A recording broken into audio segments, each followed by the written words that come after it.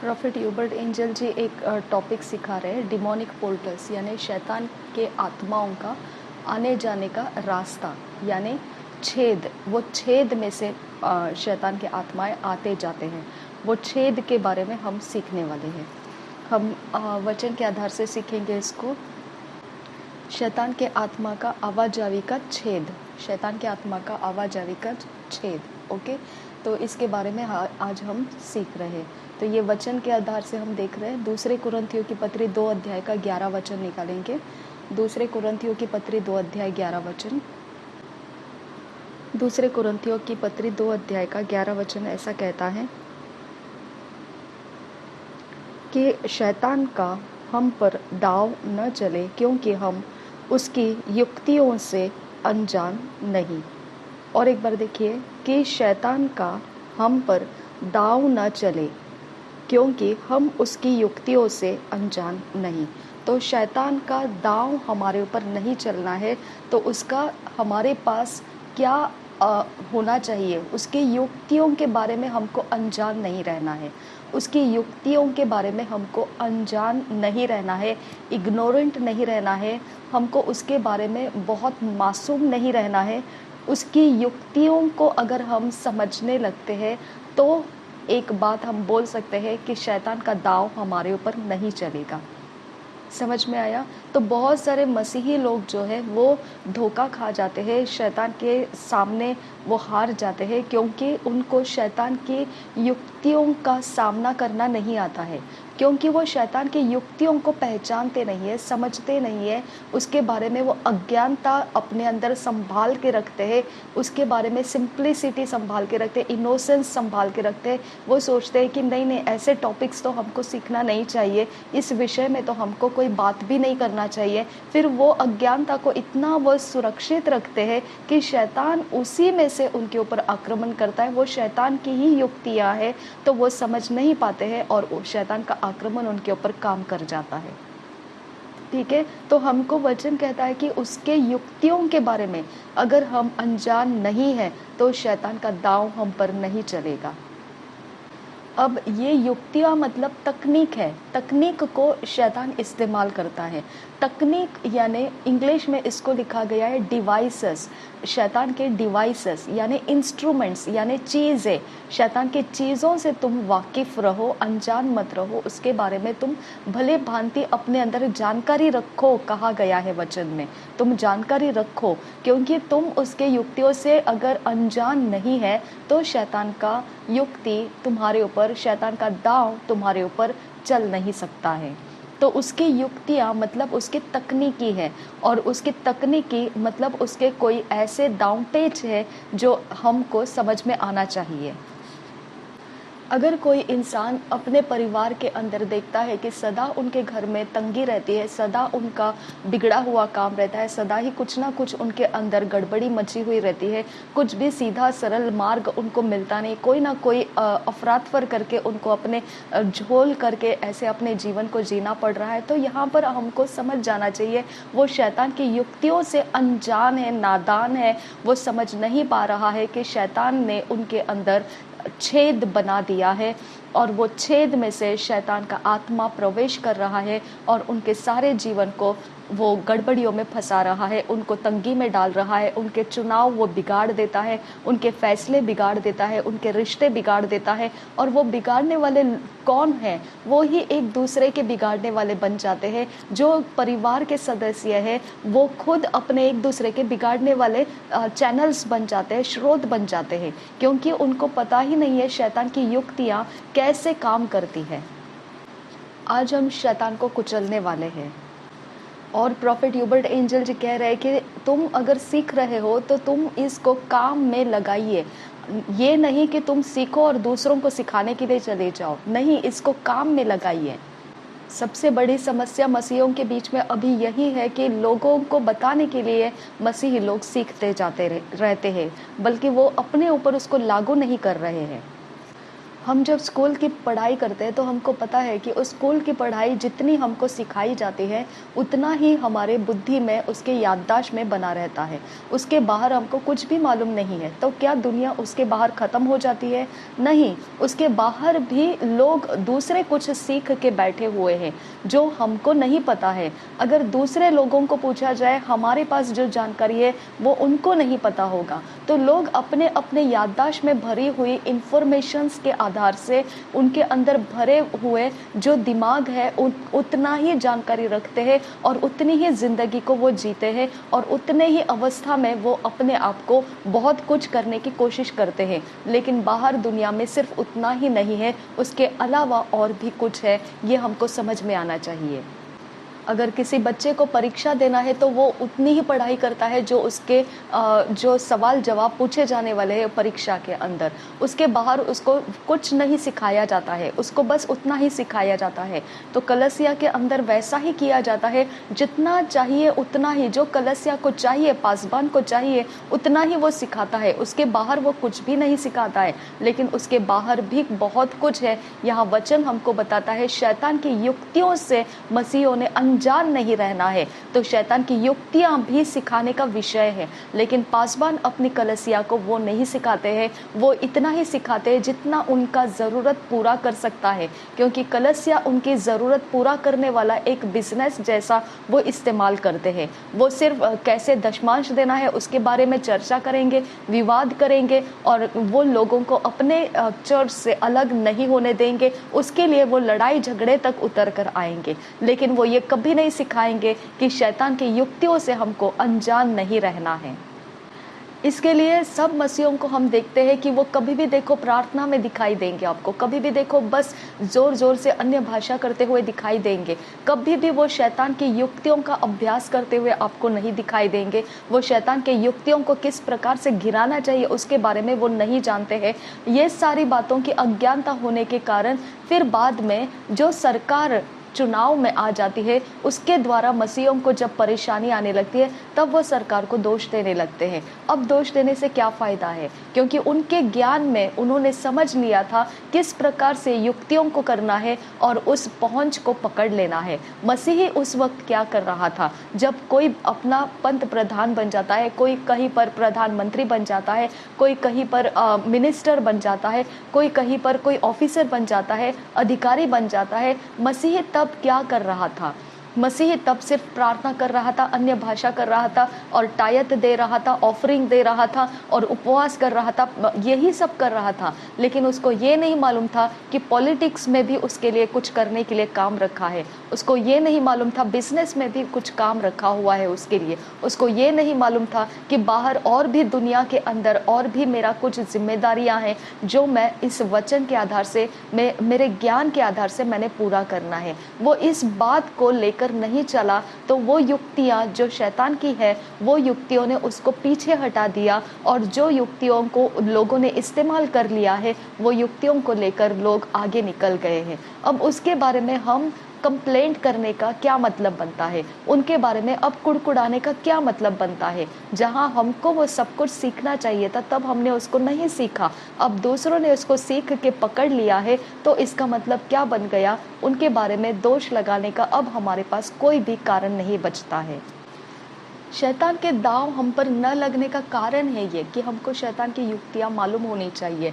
अगर शैतान के दांव हम पर लगना नहीं चाहिए तो शैतान की युक्तियां मालूम होनी चाहिए। तो ये चीज़ें ऐसी है जो आत्मा से होती है, जो आत्मा के अंदर से होती है। ये आत्मा के अंदर क्या क्या होता है अगर आप इसके बारे में अनजान रहना पसंद करते हैं तो शरीर में शैतान आपके द्वारा छेद बना लेता है और आपके जीवन को बदतर कर देता है, क्योंकि इसके बारे में ही तो है। जो आत्मा से काम कर रहा है आप उसको शरीर में नहीं समझते हैं और शरीर को आप बाकी कामों में डाल देते हैं और फिर शैतान उसका छेद बनाकर आपको इस्तेमाल करने लगता है।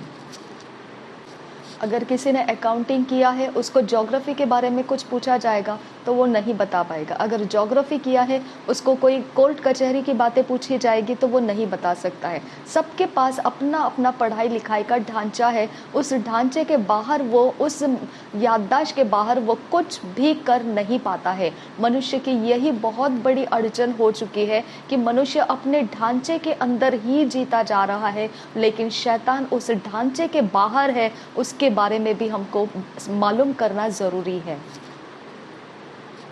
अगर आपको असफलता आती है तो आपका जो शैतानी छेद, शैतान के आत्माओं का आने जाने का छेद लगा हुआ है, उसको आपको पहचानना आना चाहिए। अगर आपका कोई कहाँ पर आपको जॉब मिल रहा है और आपको जॉब नहीं दिया जा रहा है, आपको मालूम होना चाहिए किस प्रकार से आपने शैतानी छेद को बंद करके आप वहाँ पर अपने लिए मसीही का सामर्थ्य इस्तेमाल करके अपने लिए काम पूरा करवा लेना है। अगर आपको ये आत्मा से नहीं पता है तो अन्य जाति तो यही कर रही है, वो शरीर से काम नहीं कर रही है। हम याददाश्त के ऊपर जीते हैं, याददाश्त के ऊपर जितना हमको सिखाया गया उसी के आधार से हम जीते हैं। हमको प्रार्थना करना पता है, उपवास करना पता है, हमको बाइबल पढ़ना पता है, सब कुछ करना पता है सिर्फ मसीह जीवन जीने के लिए। लेकिन हमको ये नहीं पता है जब हमारी ज़रूरत पड़ती है तो हमने हासिल कैसा करना है। अन्य जाति उसे हासिल करना समझ चुकी है और वो इस बात को लेकर आत्मा के जगत में इतनी ज़्यादा तेज हो चुकी है कि उसके अंदर से आप देखोगे सभी जगह में अन्य जातियों ने ऊंचे ऊंचे स्थान ले चुके हैं। सारे धन संपत्ति को अपने लिए बटोर कर रख लिया है। बहुत ज़्यादा अधिकारी पद सारे अन्य जाति लोगों से ही भरे पड़े हैं। तो मसीह कहाँ रह गया? क्योंकि उन्होंने ये आत्मिक जगत के अंदर का ये माहौल समझा नहीं कि यहाँ पर कुछ युक्तियाँ इस्तेमाल की जाती है। आप सिर्फ अपने ऊपर केंद्रित ज्ञान को ही रखते हैं, जो आपका अपना केंद्रित ज्ञान है उसके ऊपर ही आपका ध्यान है और वही आपकी याददाश्त में है, उसके बाहर निकलना है आपको। अब हम देखेंगे कि यहाँ पर एक वचन ऐसा कहा गया था कि प्रभु यीशु मसीह ने कहा हुआ वचन है कि तुम दो स्वामियों की सेवा नहीं कर सकते हैं। वो दो स्वामी कौन बोला उसने? एक धन और एक परमेश्वर। तुम परमेश्वर और धन दोनों की सेवा नहीं कर सकते हो। या तो तुम धन की सेवा करोगे या तो तुम परमेश्वर की सेवा करोगे। आपको समझ में आना चाहिए, उसने उन दोनों को स्वामी नाम से पुकारा है, यानी वो हमारा प्रभुता ले सकता है, वो हमारे ऊपर अधिकार कर सकता है, हम उसके दास बन जाएंगे, हम उसके गुलाम बन जाएंगे। अगर हमने एक ही की भी सोची, अगर हमने सिर्फ धन की भी सोची तो वो हमको गुलामी ले लेगा। अगर हमने परमेश्वर की सोची तो वो भी हमको गुलामी में लेगा। तो यीशु मसीह दोनों को एक स्टैंडर्ड, एक पोजीशन में हमको दिखा रहा है। धन का अपना जगह है, परमेश्वर का अपना जगह है और दोनों प्रभुता करने वाला जगत है। तो आपको चुनाव करना है क्या कौन सा प्रभुता आपको अपने ऊपर चलाना है, क्योंकि दोनों आपसे काम करवाने वाले हैं। आपको यहाँ पे समझ में आना चाहिए कि वहाँ पे शब्द लिखा गया है तुम दो स्वामियों की सेवा नहीं कर सकते हैं। तो ये दोनों स्वामी हैं हमारे लिए और इसकी सेवा करना मतलब इसके सारे आज्ञा पालन में हमको रहना पड़ेगा, लेकिन दोनों में से एक को हमने चुनाव करना है। अगर अन्य जातियों में हम देखेंगे तो लोगों ने परमेश्वर का चुनाव नहीं किया है, उन्होंने धन को अपना मालिक मान लिया है, उन्होंने धन को अपना प्रभु मान लिया है। मतलब उनके ऊपर अधिकार जो करेगा वो धन अधिकार करेगा। तो वो धन को इतना ज़्यादा अपने ऊपर अधिकार करने दिया है कि उसके सारे रीति और व्यवहार उनको सीखना पड़ा और वो रीति और व्यवहार से वो धन बटोरना सीख गए। और अभी उनको परमेश्वर बोलो तो वो मानेंगे नहीं। अगर उनको परमेश्वर का बोलो, कितना भी प्रेम बताओ, उनको वो मानेंगे नहीं, क्योंकि उनका रीति और व्यवहार उनका स्वामी के लिए वो कर रहे हैं और उनका वो स्वामी जो है वो धन उनका स्वामी है, उनका प्रभु है और वो पूरे ईमान के साथ वो धन की सेवा कर रहे हैं। तो हम देखते हैं अन्य जाति ऊंचे ऊंचे स्तर पर अपने अपने जॉब कर रहे हैं, ऊंचे ऊंचे स्तर पर वो अधिकारी बने बैठे हैं, ऊंचे ऊंचे स्तर पर वो अपने अपने हुद्दे में अपने अपने करियर में डेवलप हो चुके हैं। लेकिन मसीही कहाँ है? तो ये तरह होता है कि अन्य जाति इतने तेज है कि वो अपने स्वामी की गुलामी करके क्या हासिल कर रहे हैं वो हम नहीं देख पा रहे हैं। क्योंकि कलीसिया के अंदर इतने बड़ी मात्रा में ज्ञान दिया नहीं जाता है। इसकी वजह से मसीह सिर्फ थोड़ी सी मात्रा में ही जानता है कि टायत देना चाहिए, ऑफरिंग देना चाहिए, उपवास करना चाहिए, प्रार्थना करना चाहिए, यही बातें जानता है। लेकिन इससे इतना ही नहीं है, आत्मिक जीवन में परमेश्वर के साथ इतना ही नहीं है, इसके बाहर और भी कुछ है जो हमको प्राप्त करने के लिए ज़रूरी है, और वो हमको कलीसिया कभी भी नहीं सिखाता है। आप यीशु मसीह के साथ धन किस प्रकार से compete करता है, किस प्रकार से मुकाबला करता है, सामना करता है, उतनी ताकत के साथ सामना करता है जैसा वो एक प्रभुता करने वाला, वो एक स्वामी है। और प्रभु यीशु मसीह एक स्वामी, परमेश्वर एक स्वामी है। दोनों स्वामियों के बीच में कैसे टक्कर लग जाती है आपको दिखाता हूँ मैं। ये देखना है, प्रोफेट ह्यूबर्ट जी कह रहे हैं ऐसे कि ये देखना है। मत्ती रचित सुसमाचार के 28 अध्याय का 12 वचन हम देखेंगे। मत्ती रचित सुसमाचार उसका 28 अध्याय का 12 वचन। तब उन्होंने पुरनियों के साथ इकट्ठे होकर सम्मति की और सिपाहियों को बहुत चांदी देकर कहा। यानी क्या दिया उन्होंने? चांदी। चांदी यानी धन दिया उनको। ये धन अब देखिए कैसा काम कर गया है। ये धन देकर उन्होंने क्या कहा? 13 वचन में देखो क्या कहा। यह कहना कि रात को जब हम सो रहे थे तो उसके चेले आकर उसे चुरा ले गए। अब देखिए, ये धन उनका मुंह बंद करने के लिए इस्तेमाल किया गया कि वो जाकर लोगों को झूठ बताए, जबकि सिपाही इतने ज़्यादा वहाँ के बड़े गवाह हैं। उन्होंने वो पत्थर को लुढ़का हुआ स्वर्गदूत उसके ऊपर खड़ा देखा। वो स्वर्गदूतों के धक्के से गिर भी गए थे सिपाही, फिर भी उन्होंने वो धन को लिया और उन्होंने उस बात को भुला दिया जो उन्होंने देखा हुआ था, जो असलियत था उसको उन्होंने दबा दिया, और उस जगह में उन्होंने झूठी कहानी को बोलना शुरू कर दिया। और वो असर इतना गहरा हो गया कि यीशु मसीह पुनरुत्थान हुआ। आज भी यहूदी उस पैसे के कारण, उस धन के कारण आज भी उस बात को कबूल नहीं करते हैं कि यीशु मसीह पुनरुत्थित हुआ है, क्योंकि उनका धन जो लिया हुआ सिपाही ने बताया, वो बात उनको आज तक असर कर रही है। आज तक वो ये बात मानने को तैयार नहीं है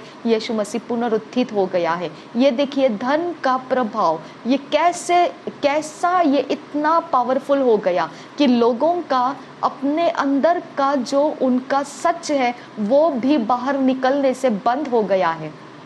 आप समझ रहे हैं इस बात को कि अंदर से उनको पता है सच क्या है, लेकिन वो सच नहीं बताया। वो धन के कारण उन्होंने क्या बताया, वो इतना पावरफुल हो गया कि सारे यहूदी लोग आज भी यही मान रहे हैं कि यीशु मसीह पुनरुत्थित हुआ नहीं। क्या यहूदियों को सिपाही ने सच कहा था? नहीं, लेकिन वो धन उसका कारण है, क्योंकि धन ये एक प्रभुता है, ये स्वामी है, और ये धन अपने अंदर जिम्मेदारी का ताकत रखता है। और वो ताकत वो लोगों का जो धन लिया हुआ है, वो धन लेकर वो ताकत उनके बैकिंग में आ गया। और अब वो जो बोल रहे हैं कि यीशु मसीह का शरीर चोरी किया गया है, आज तक यहूदी उसी बात को बोल रहे हैं। यानी वो स्वामी जो है, वो धन जो स्वामी है, वो पूरी जिम्मेदारी के साथ लोगों को सच पकड़ने देता ही नहीं है। इसे कहते हैं कि वो किस प्रकार से धन अपनी प्रभुता को लोगों के बीच में ईमान के साथ चलाता है। समझ में आया? आज तक यहूदी लोग इस बात को ग्रहण नहीं करते हैं कि यीशु मसीह पुनरुत्थित हो चुका है। आज भी वो यही कहानी को बोलते हैं कि नहीं, सिपाहियों ने हमको बताया है कि यीशु मसीह का शरीर चोरी करके लेकर गए, उसके चेलों ने उसको चोरी करके लेकर गए। तो कितना पावरफुल है धन, ये स्वामी। आपको समझ में आना चाहिए कि वो स्वामी है। वो स्वामी है मतलब उसका ओहदा है, और वो ओहदा, वो धन जो ओहदा रखता है, वो अपने काम को बिगाड़ने नहीं दिया, वो काम को बरकरार रखा। और यहूदियों को आज भी सच्चाई को उसने पकड़ने नहीं दिया। आज आप इस बात को समझ लेना है कि आत्मा के जगत में से मनुष्य किस प्रकार से ऐसा गुलामी में चला जाता है, किस प्रकार से दब जाता है, किस प्रकार से गड़बड़ी में फंस जाता है, ये सब का वजह आपको उसकी युक्तियों को समझ में आना चाहिए, शैतान की युक्तियों को आपको समझ में आना चाहिए। क्या ये सच है कि यीशु मसीह पुनरुत्थित नहीं हुआ और उसका शरीर चोरी किया गया? नहीं।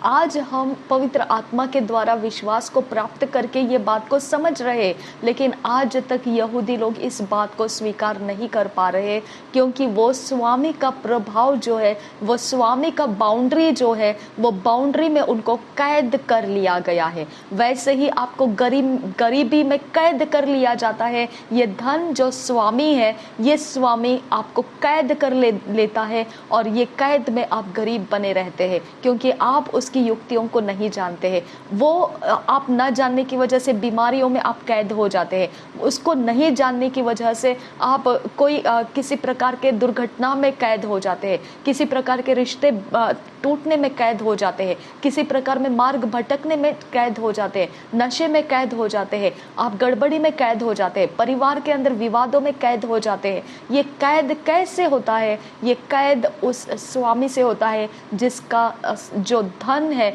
वो एक स्वामी है, वो प्रभुता करता है और वो प्रभुता का असर हम लोग सह रहे होते हैं। हम मत्ती रचित सुसमाचार का 28 अध्याय का 4 वचन पढ़ेंगे।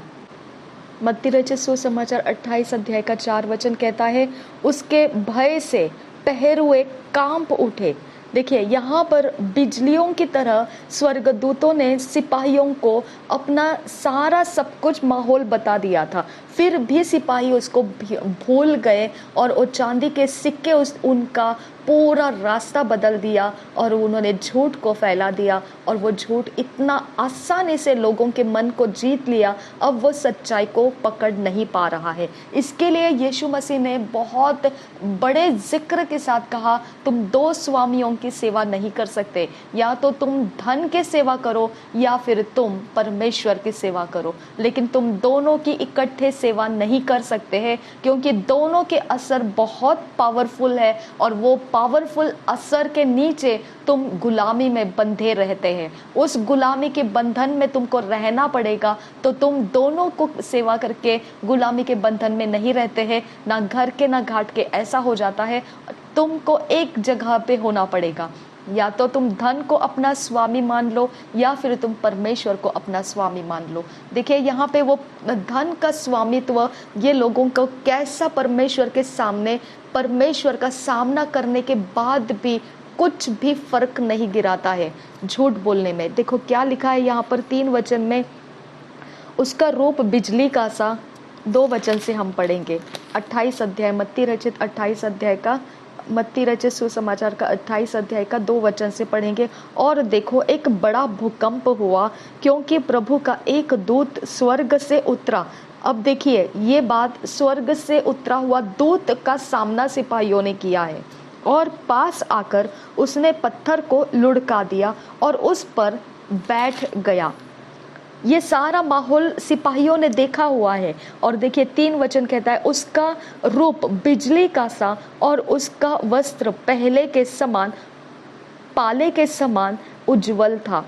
देखिए 4थे वचन में लिखा है, उसके भय से पहरुए कांप उठे। यानी जो उसके रखवाली करने वाले, उसके देह की रखवाली कर रहे थे यीशु मसीह की, वही पहरुओं को, वही लोगों को पैसा दिया गया था, चांदी दिया गया था कि तुम जो देखे उस बात की प्रतीति लोगों तक पहुंचने मत दो। तो आज तक वो धन ईमान रख के लोगों को कैप्टिविटी में रखा है, कैद में रखा है कि वो सच्चाई तक पहुंचना नहीं चाहिए। देखिए आगे ऐसा लिखा है, पहरुए कांप उठे और मृतक समान हो गए। स्वर्गदूतों ने स्त्रियों से कहा, यानी ये सारी चीज़ें देखो, मैं इसीलिए बता रहा हूँ, प्रॉफेट ह्यूबर्ट एंजल जी बता रहे हैं कि मैं इसीलिए बता रहा हूँ कि आप समझिए। आप सिर्फ टायत देना जानते हैं, ऑफरिंग देना जानते हैं, प्रार्थना करना जानते हैं, और आप ये नहीं जानते हैं कि धन के अंदर कितनी ताकत है, कि आपका मुंह बंद कर सकता है। वो आपके जनरेशन से जनरेशन, पीढ़ी से पीढ़ी तक आपका रास्ता भटका के रख सकता है। वो आप कभी भी गरीबी से हट नहीं सकते हैं। उसकी पूरी जिम्मेदारी उठाता है धन, और वो अपनी गुलामी में आपका नुकसान भी कर सकता है। जो सच्चाई है उसको आपसे दूर भगा के रखेगा, गड़बड़ियों को मचाता रहेगा, घर टूटने के लिए आपके जीवन में घर टूटने की अवस्थाएं पैदा करता रहेगा। ये सारी युक्तियां हैं जो धन का स्वामी ये युक्तियां करता है। अब हम देखेंगे 28 अध्याय का 11 वचन से, मत्ती रचित सुसमाचार 28 अध्याय का 11 वचन से।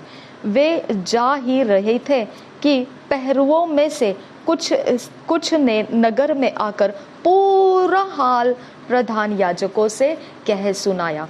यानी आप देखिए पहरुओं ने कैसे क्या ये हाल सुनाया, क्योंकि वो अपनी आंखों देखी गवाही बता रहे थे, आंखों देखे विटनेस थे वो, कि हमने देखा कि ऐसा ऐसा स्वर्गदूत ने काम कर दिया है, और फिर भी इतना पावरफुल है। इसके लिए प्रभु यीशु बोला कि या तो तुम परमेश्वर का स्वामित्व पहचानो या फिर तुम धन का स्वामित्व ले लो, क्योंकि दोनों पावरफुल है। अगर दोनों में से एक का भी पीछा आप करोगे, वो अपनी पूरी ईमान के साथ तुम लोगों के साथ बर्ताव करेगा।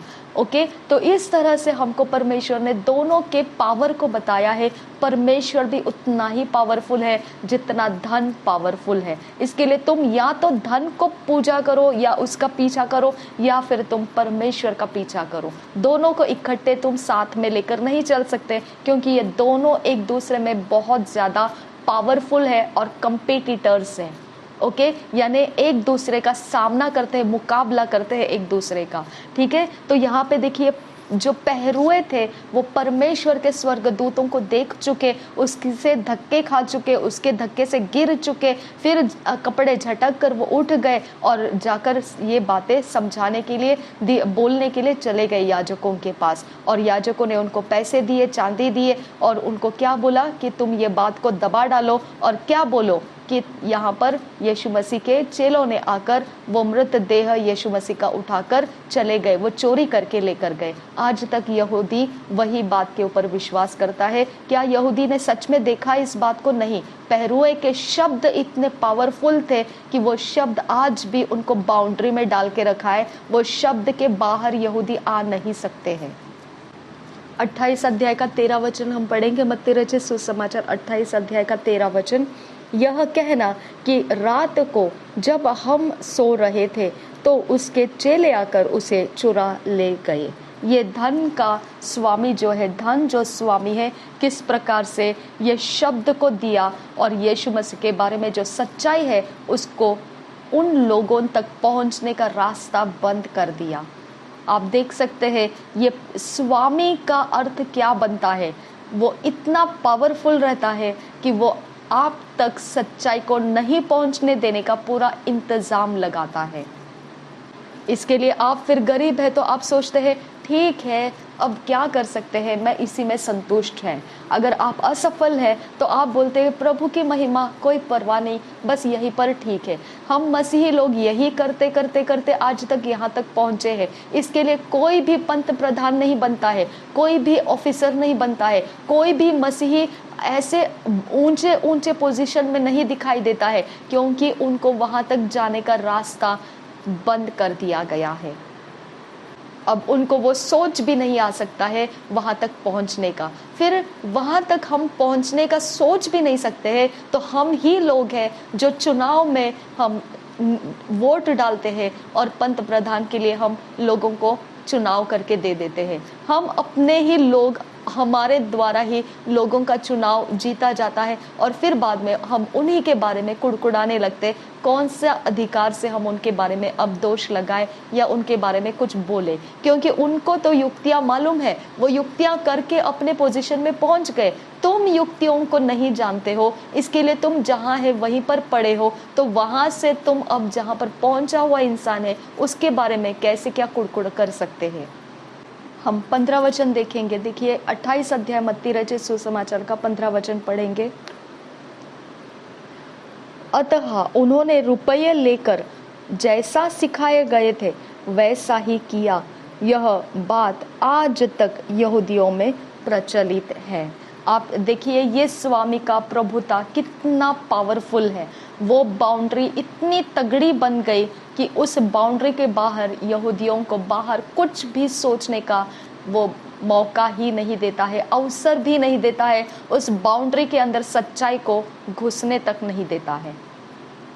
कितनी बार यीशु मसीह ने उनको कैसे कैसे उदाहरणों से बात किया, लेकिन वो यीशु मसीह को स्वीकारते ही नहीं है। वो बोलते हैं यीशु मसीह जीवित हुआ ही नहीं है तो हम उसको क्या स्वीकारेंगे, वो पुनरुत्थित हुआ ही नहीं है तो हम उसको क्या स्वीकारना है, वो तो जीवित ही नहीं हुआ। यही बात आज भी यहूदी बोलते हैं। अब देखिए यहाँ पर शैतान का दांव चल गया है उनके ऊपर।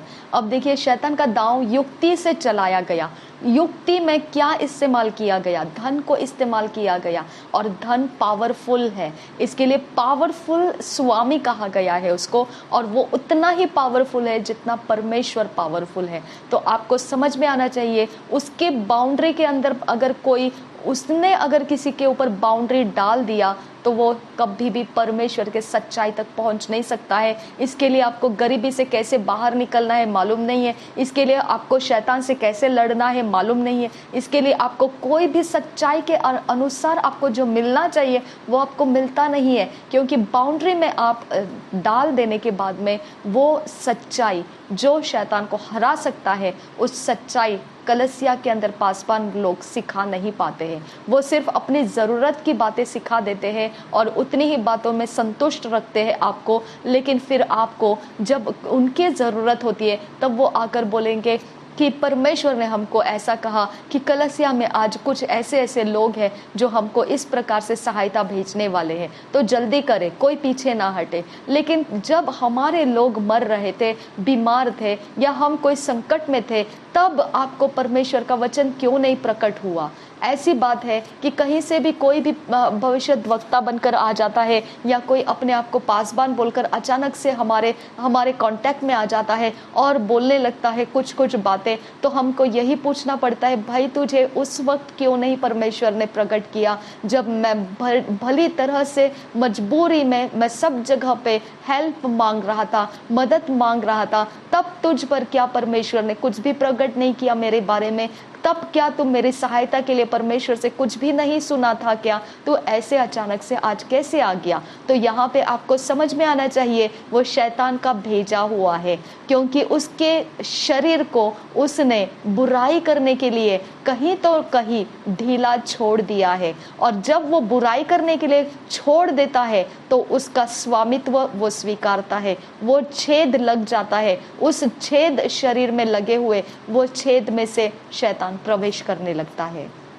और वो शैतान के आत्मा जब प्रवेश करते हैं तो वो इंसान को इंस्ट्रक्शंस देता है, वो इंसान को युक्तियां देता है, वो टारगेट देता है, और इंसान उस टारगेट को अपना डिज़ायर बना लेता है, अपनी इच्छा बना लेता है। इसके लिए कितने सारे कलसिया के अंदर लोग ऐसे बैठे हैं कि आते तो है वचन सुनने के लिए, लेकिन वो एक दूसरे के जो शैतानी छेद लगे हुए शरीर है आकर्षित करते रहते हैं। हर एक जन अपने फायदे का कुछ कोई है क्या, अपने फायदे का कुछ है क्या, ऐसा ढूंढने के लिए आकर बैठते हैं, और यहीं पर फिर लोग इकट्ठे हो जाते हैं और एक दूसरे को आकर्षित करते हैं। फिर हम बोलते हैं कि हाँ ये तो बहुत अच्छा है, ये आत्मिक है और बहुत अच्छा है, बस उसको हम पसंद आए, ये रिश्ता बन गया और शादी हो गया। लेकिन ये ऐसा रिश्ता नहीं बनता है। यहाँ उनके अंदर का शरीर में लगा हुआ जो छेद है, उनके बुरे कामों की वजह से उनके शरीर में शैतान ने छेद लगाया है, और वहाँ छेद में से उसने आपको टारगेट कर लिया। और आपके शरीर में भी छेद लगा है तो आप दूसरों को टारगेट करोगे। आप सोचते होंगे कि परमेश्वर के आत्मा ने बताया, ये परमेश्वर का आत्मा नहीं है। ये बुराइयों को करने की वजह से हमारे शरीर को छेद लग जाते हैं, और हमारा शरीर शैतान के आत्माओं का आवाजावी करने वाला घर बन जाता है, और वो शैतान का आत्मा वो टारगेट पकड़ना शुरू कर देता है। वो लोगों के बीच में जाता है और लोगों के बीच में कुछ ऐसे ऐसे काम कर देता है जो सब कुछ शैतान की ओर से गड़बड़ी में डाल देगा, बाउंड्री में डाल देगा, कैद में डाल देगा, या कहीं ना कहीं बुराई में भटका देगा। देखिए ये पहरुए जो थे, जो जिन्होंने यीशु मसीह के कब्र में देखा अपनी आंखों से, और वो पहरुए पवित्र आत्मा के धक्का खाकर गिर चुके थे। तो ये पहरुए पवित्र आत्मा का धक्का खाकर गिर जाने के बाद भी वो अपने बात को चंद पैसे के लिए, रुपयों के लिए, चांदी के लिए बदल दिए और जाकर झूठ को फैलाने के लिए तैयार हो गए। तो ये बात समझ लीजिए कि ये जो धन रहता है डेंजरस है, धन खतरनाक है। जिन पहरुए ने पवित्र आत्मा का धक्का खाया, स्वर्गदूतों को देखा, वो पवित्र आत्मा का असर उनके ऊपर नहीं रहा, वो सच बात का उनके ऊपर असर नहीं रहा, धन ने वो असर को मार डाला। आप समझ सकते हैं धन का पावर कितना ज्यादा है। ये धन का पावर इतना ज्यादा है कि मसीही भी एक दूसरे की हत्या करने के लिए तैयार हो जाते हैं, एक दूसरे के बारे में गलत चीजें बोलने के लिए तैयार हो जाते हैं, एक दूसरे पास्टर्स के विरोध में, कलीसिया के विरोध में बोलने के लिए तैयार हो जाते हैं। ये सब कुछ कहाँ से आता है? धन उनका इस्तेमाल कर रहा है, धन का पावर उनके ऊपर इस्तेमाल हो रहा है। धन परमेश्वर का हमारे साथ का संगति जो है वो भुला देता है, परमेश्वर का एक्सपीरियंस हमारे लाइफ में से वो मिटा देता है।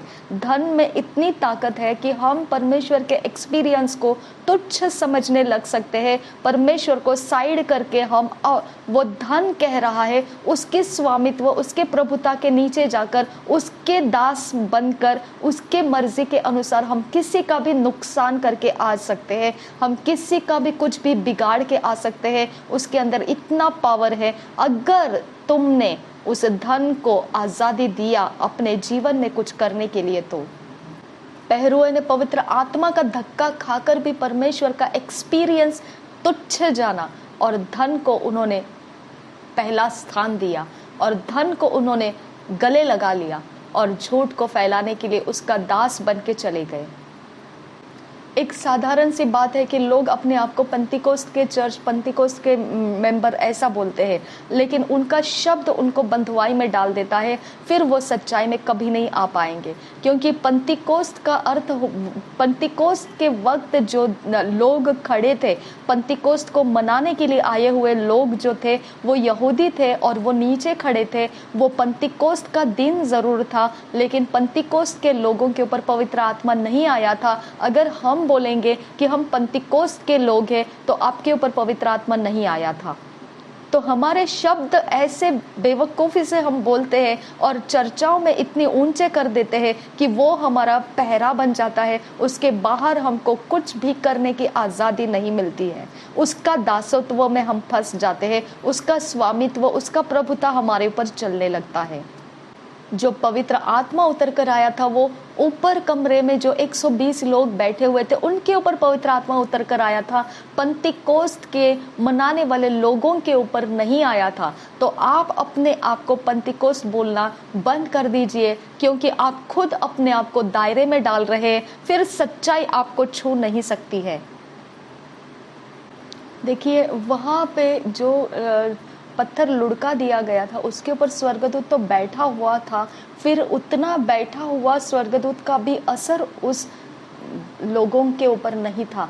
वो लोगों ने जब पैसा लिया और वो झूठ बोलने के लिए तैयार हो गए। तो आप समझ जाइए जो पैसा है कितना खतरनाक है, किस प्रकार से इंसान को वो अपने कैद में कर सकता है और कुछ भी अपने विरोध में काम करने के लिए वो अपने ताकत को लगा सकता है। इंसान को इंसान के विरोध लगाने में अपनी ताकत का वो इस्तेमाल करा सकता है। वो खतरनाक स्वामी है, वो खतरनाक स्वामी है। हमको समझ में आना चाहिए कि प्रभु यीशु मसीह परमेश्वर के वचन में खुद कह रहा है कि स्वामी है वो, उसको स्वामी बोला है। तुम दो स्वामियों की सेवा नहीं कर सकते। यानी जितना वो खतरनाक है उतना ही परमेश्वर भी खतरनाक है। इसके लिए परमेश्वर का वचन हमको बहुत क्लियरली बता रहा है यीशु मसीह कि तुम दो स्वामियों की, ऐसे खतरनाक दो ओपोनेंट्स की तुम सेवा नहीं कर सकते। धन अपोजिट है परमेश्वर के और परमेश्वर अपोजिट है धन के। हम पढ़ेंगे मत्ती रचित सुसमाचार का 6 अध्याय का 24 वचन। मत्ती रचित सुसमाचार 6 अध्याय का 24 वचन। कोई मनुष्य दो स्वामियों की सेवा नहीं कर सकता, क्योंकि वह एक से बैर और दूसरे से प्रेम रखेगा, या एक से मिला रहेगा और दूसरे को तुच्छ मानेगा। तुम परमेश्वर और धन, ये दोनों की सेवा नहीं कर सकते हैं। समझ में आया आपको? तो स्वामी पहले बताया उसने, यानी मास्टर से वो लोग प्रभुता करने के लिए नियोजित है। वो प्रभुता करेंगे, वो आपको गुलामी में पकड़ेंगे। परमेश्वर अपने तरफ से पकड़ेगा और धन अपनी तरफ से पकड़ेगा। तो तुम दोनों की सेवा नहीं कर सकते हैं। या तो तुम धन की प्रभुता को स्वीकारेंगे या फिर परमेश्वर की। तो दोनों ही अपने अंदर प्रभुता रखने वाला कंपिटिटर्स है, यानी एक दूसरे के पावर्स को वो जानने वाले हैं। वो इतने पावरफुल है, आपने अभी उसका उदाहरण देख लिया कि जैसे ही वो पवित्र आत्मा से धक्का खाए हुए पहरुए ने चांदी और जो रुपये ले लिए, तो वो धन ने उनका मन बदल दिया और उन्होंने झूठ को फैला दिया। वो इतना पावरफुल हो गया उनका वो धन लेकर काम करना, वो धन उनका बाउंड्री बना दिया, सारे यहूदियों को कैद कर दिया। कोई यहूदी अब परमेश्वर का सच्चाई को पकड़ नहीं पा रहे हैं। यहाँ से आपको समझ में आ सकता है कि शरीर में छेद कब लग जाते हैं, शैतान के आत्माओं का शरीर में आना जाना कैसे क्या संभव हो सकता है। क्योंकि वो क्या कर लेते हैं, परमेश्वर को तुच्छ जान लेते हैं और धन को महत्व देते हैं और शरीर को धन के दास होने के लिए देते हैं। वो ऐसा समझते हैं कि एक उदाहरण के लिए एक पासबान जो है वो सोचेगा कि मैं जिम जाऊंगा, अपना शरीर को बहुत अच्छा रखूंगा और अच्छा दिखूंगा और मैं लोगों के बीच में सेवा भी करूंगा। यहाँ पे उसने अपने शरीर को ढीला कर दिया। वो अपने शरीर को अच्छा तंदुरुस्त बनाने लगा, जिम में जाकर अपने बहुत बढ़िया उसने अपना शरीर को बना कर रखा। अब क्या हो जाता है, देखिए, जो इंसान जो धन का स्वामी है, जो धन उसका दास बनाता है, वो दास किसको बनाता है? जो शरीर की तरफ ध्यान देने वाला इंसान है। अगर शरीर की तरफ ये इंसान ध्यान देने लगा तो अब ये इंसान का शरीर जो है शैतान छेद लगाता है, उसमें से शैतान की आत्माएं घुसती है और वो उसको इंस्ट्रक्शन देती है,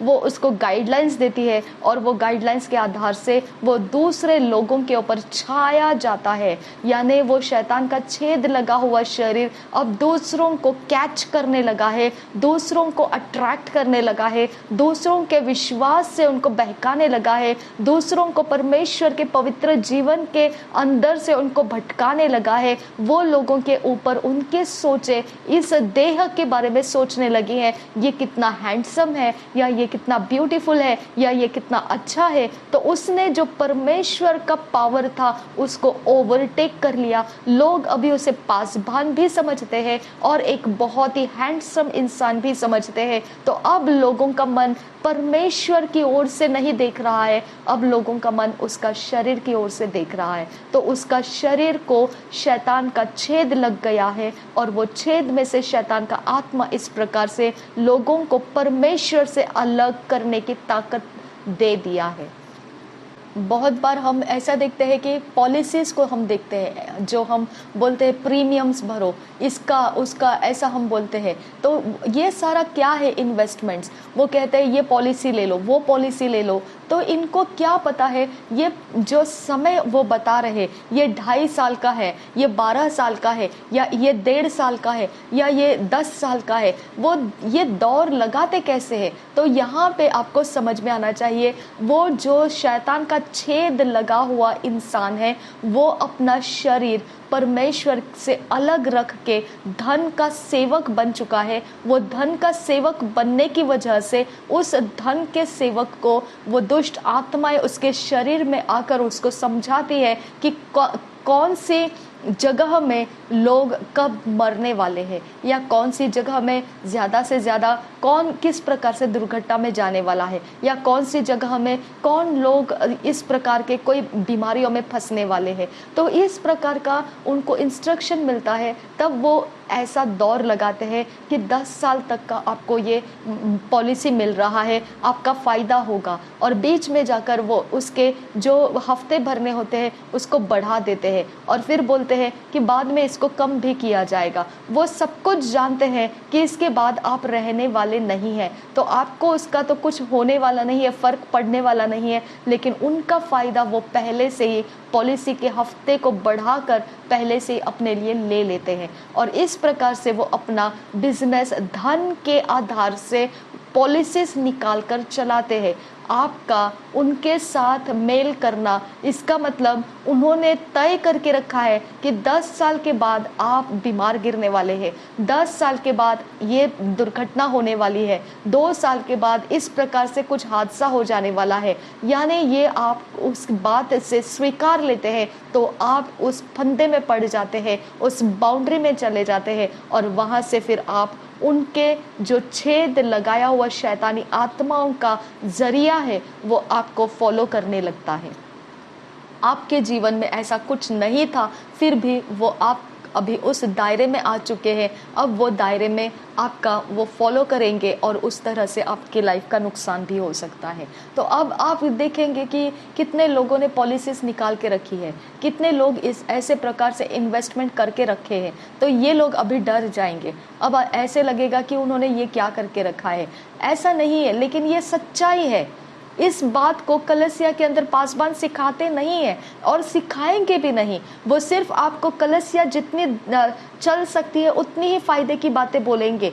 टायर दे दो ताकि पासवान के खर्च निकल सके, कलीसिया के बिल्स भर दिए जा सके। तो ये प्रकार की ही सिखावट वो सिखाएंगे और इसके लिए आप कभी भी कुछ बिजनेस नहीं कर पाते हैं। इसके लिए आपको कोई ऊंचे जो दर्जे के काम, नौकरियां होती और अधिकारी पद होते आप प्राप्त नहीं कर सकते हैं, क्योंकि ये तो सीक्रेट आपको पता ही नहीं है कि इस प्रकार से धन अगुवाई कर रहा है लोगों की और वो धन उनको पहुंचा रहा है एक एक जगह पर, क्योंकि वो धन की ईमानदारी से सेवकाई कर रहे हैं। और धन की सेवकाई में सब कुछ बुराइयों को किया जाता है और वो बुराइयों के लिए अपने शरीर को बेच दिए हुए होते हैं।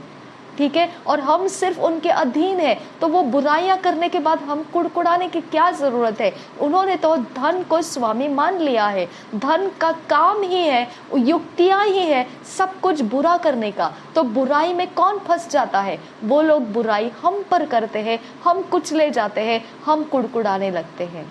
अब समझ में आया हम क्यों गरीब हैं, हम क्यों बीमार हैं, हम क्यों हमारे बाउंड्री से ऊंचा हम सोच नहीं पाते। हम ऐसा क्यों है? क्योंकि हमको उस दायरे में कैद कर दिया, उस दायरे के बाहर हम कुछ हासिल नहीं कर सकते हैं। किसने कैद कर दिया?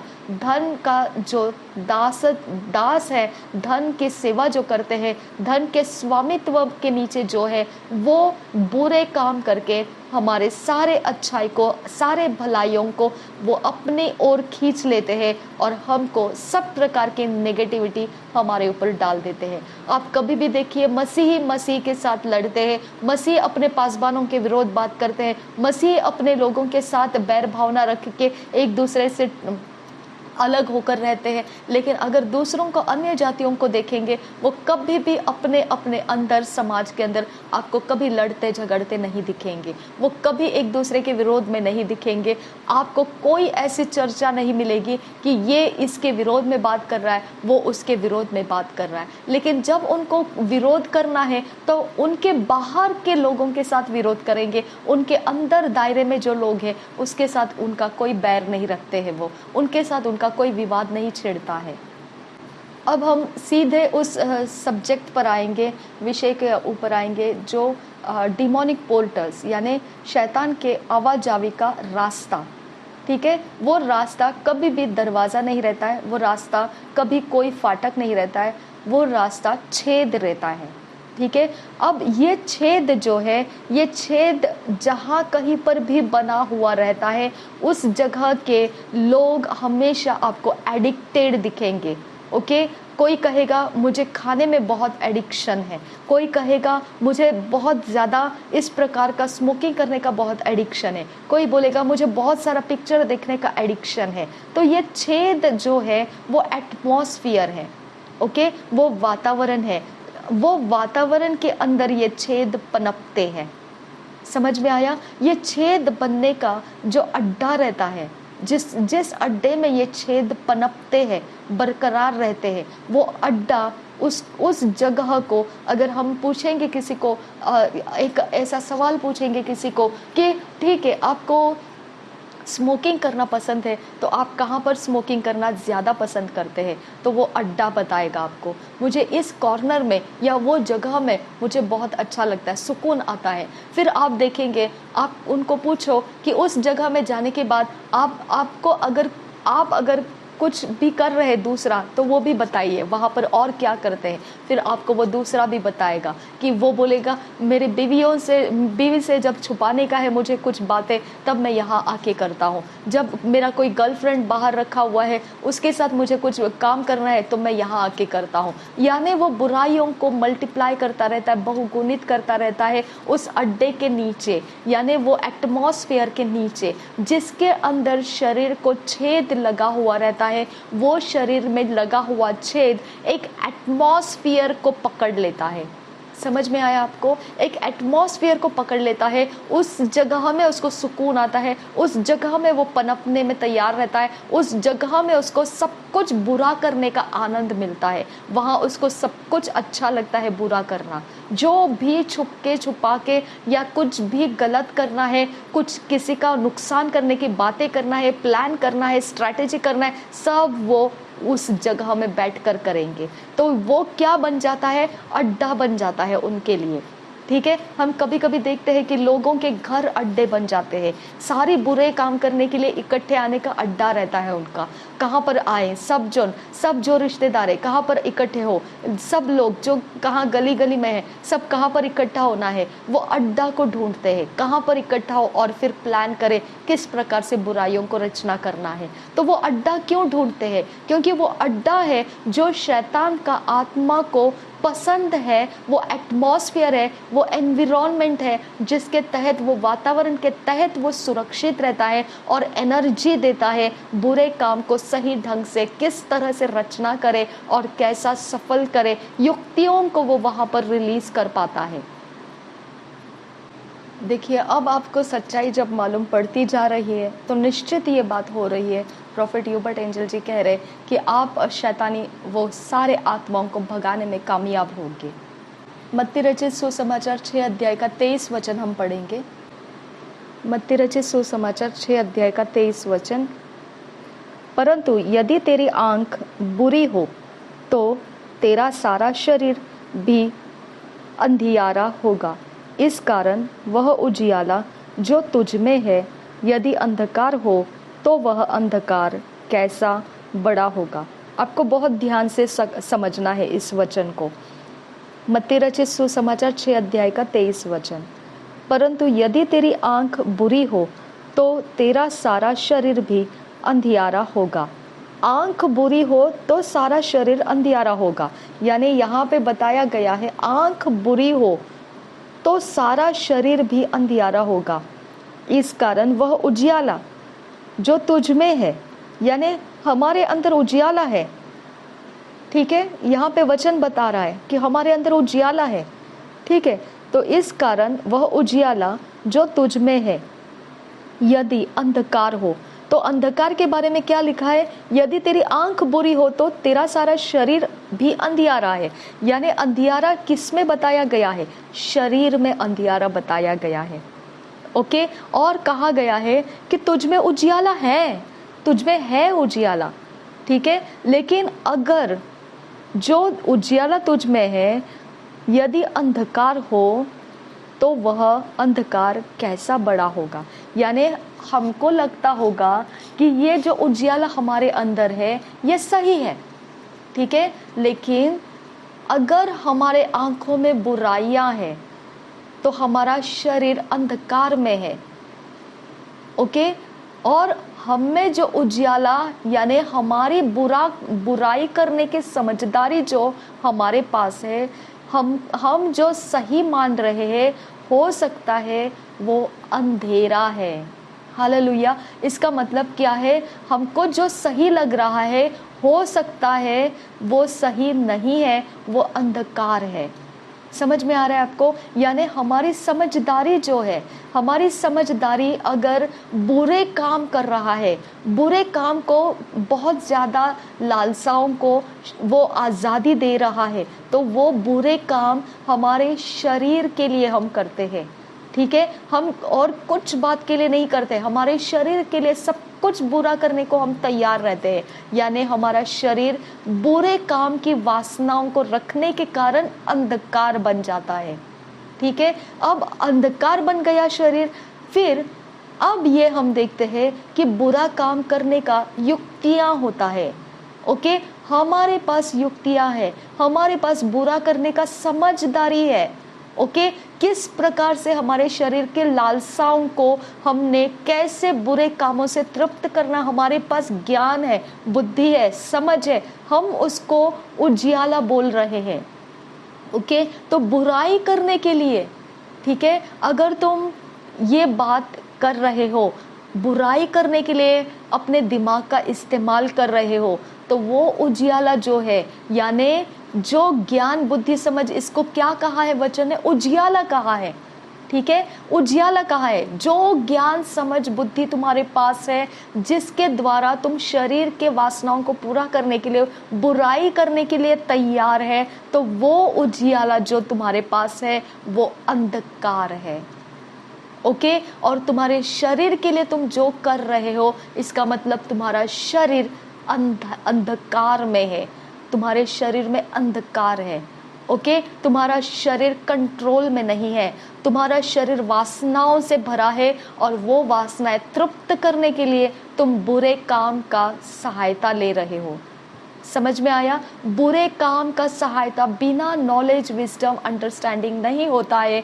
तो वो नॉलेज विजडम अंडरस्टैंडिंग लाइट है, उजियाला है, लेकिन बुरे काम करने के लिए है, इसके लिए उसको कहा गया है वो अंधकार है। ठीक है, तो तुम्हारे अंदर का अंधकार तुम्हारे शरीर की वासनाओं को पूरा करने के लिए तुमको बुरी युक्तियां देता है, और फिर तुम बुरी युक्तियां करने लगते हो। इसके लिए हम ऐसा बोला है कि जब एक पासबान जो उजियाले से भरा हुआ है, उसके पास वचनों का भंडार है, पवित्र आत्मा से वो भरा हुआ इंसान, भला मानुष, ओके, वो भला मनुष्य ऐसा कर रहा है कि अब मेरा शरीर को, मैं एक जिम में जाऊंगा, अच्छा खासा भला हट्टा कट्टा बनूंगा।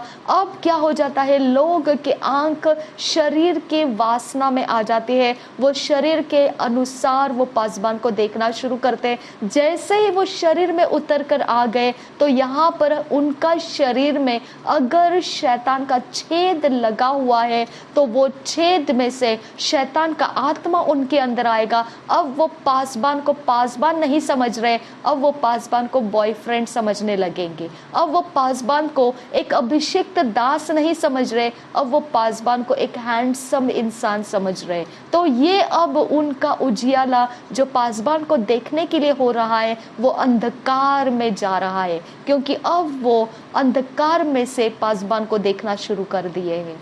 समझ में आया? तो ये शरीर का छेद अब काम करने लगा है। अब शैतान देखता है कि शैतान इस शरीर को इस्तेमाल कर सकता है लोगों के अंदर ज्ञान बुद्धि समझ करप्ट करने के लिए, शरीर की वासनाओं में भड़काने के लिए इस्तेमाल कर सकता है।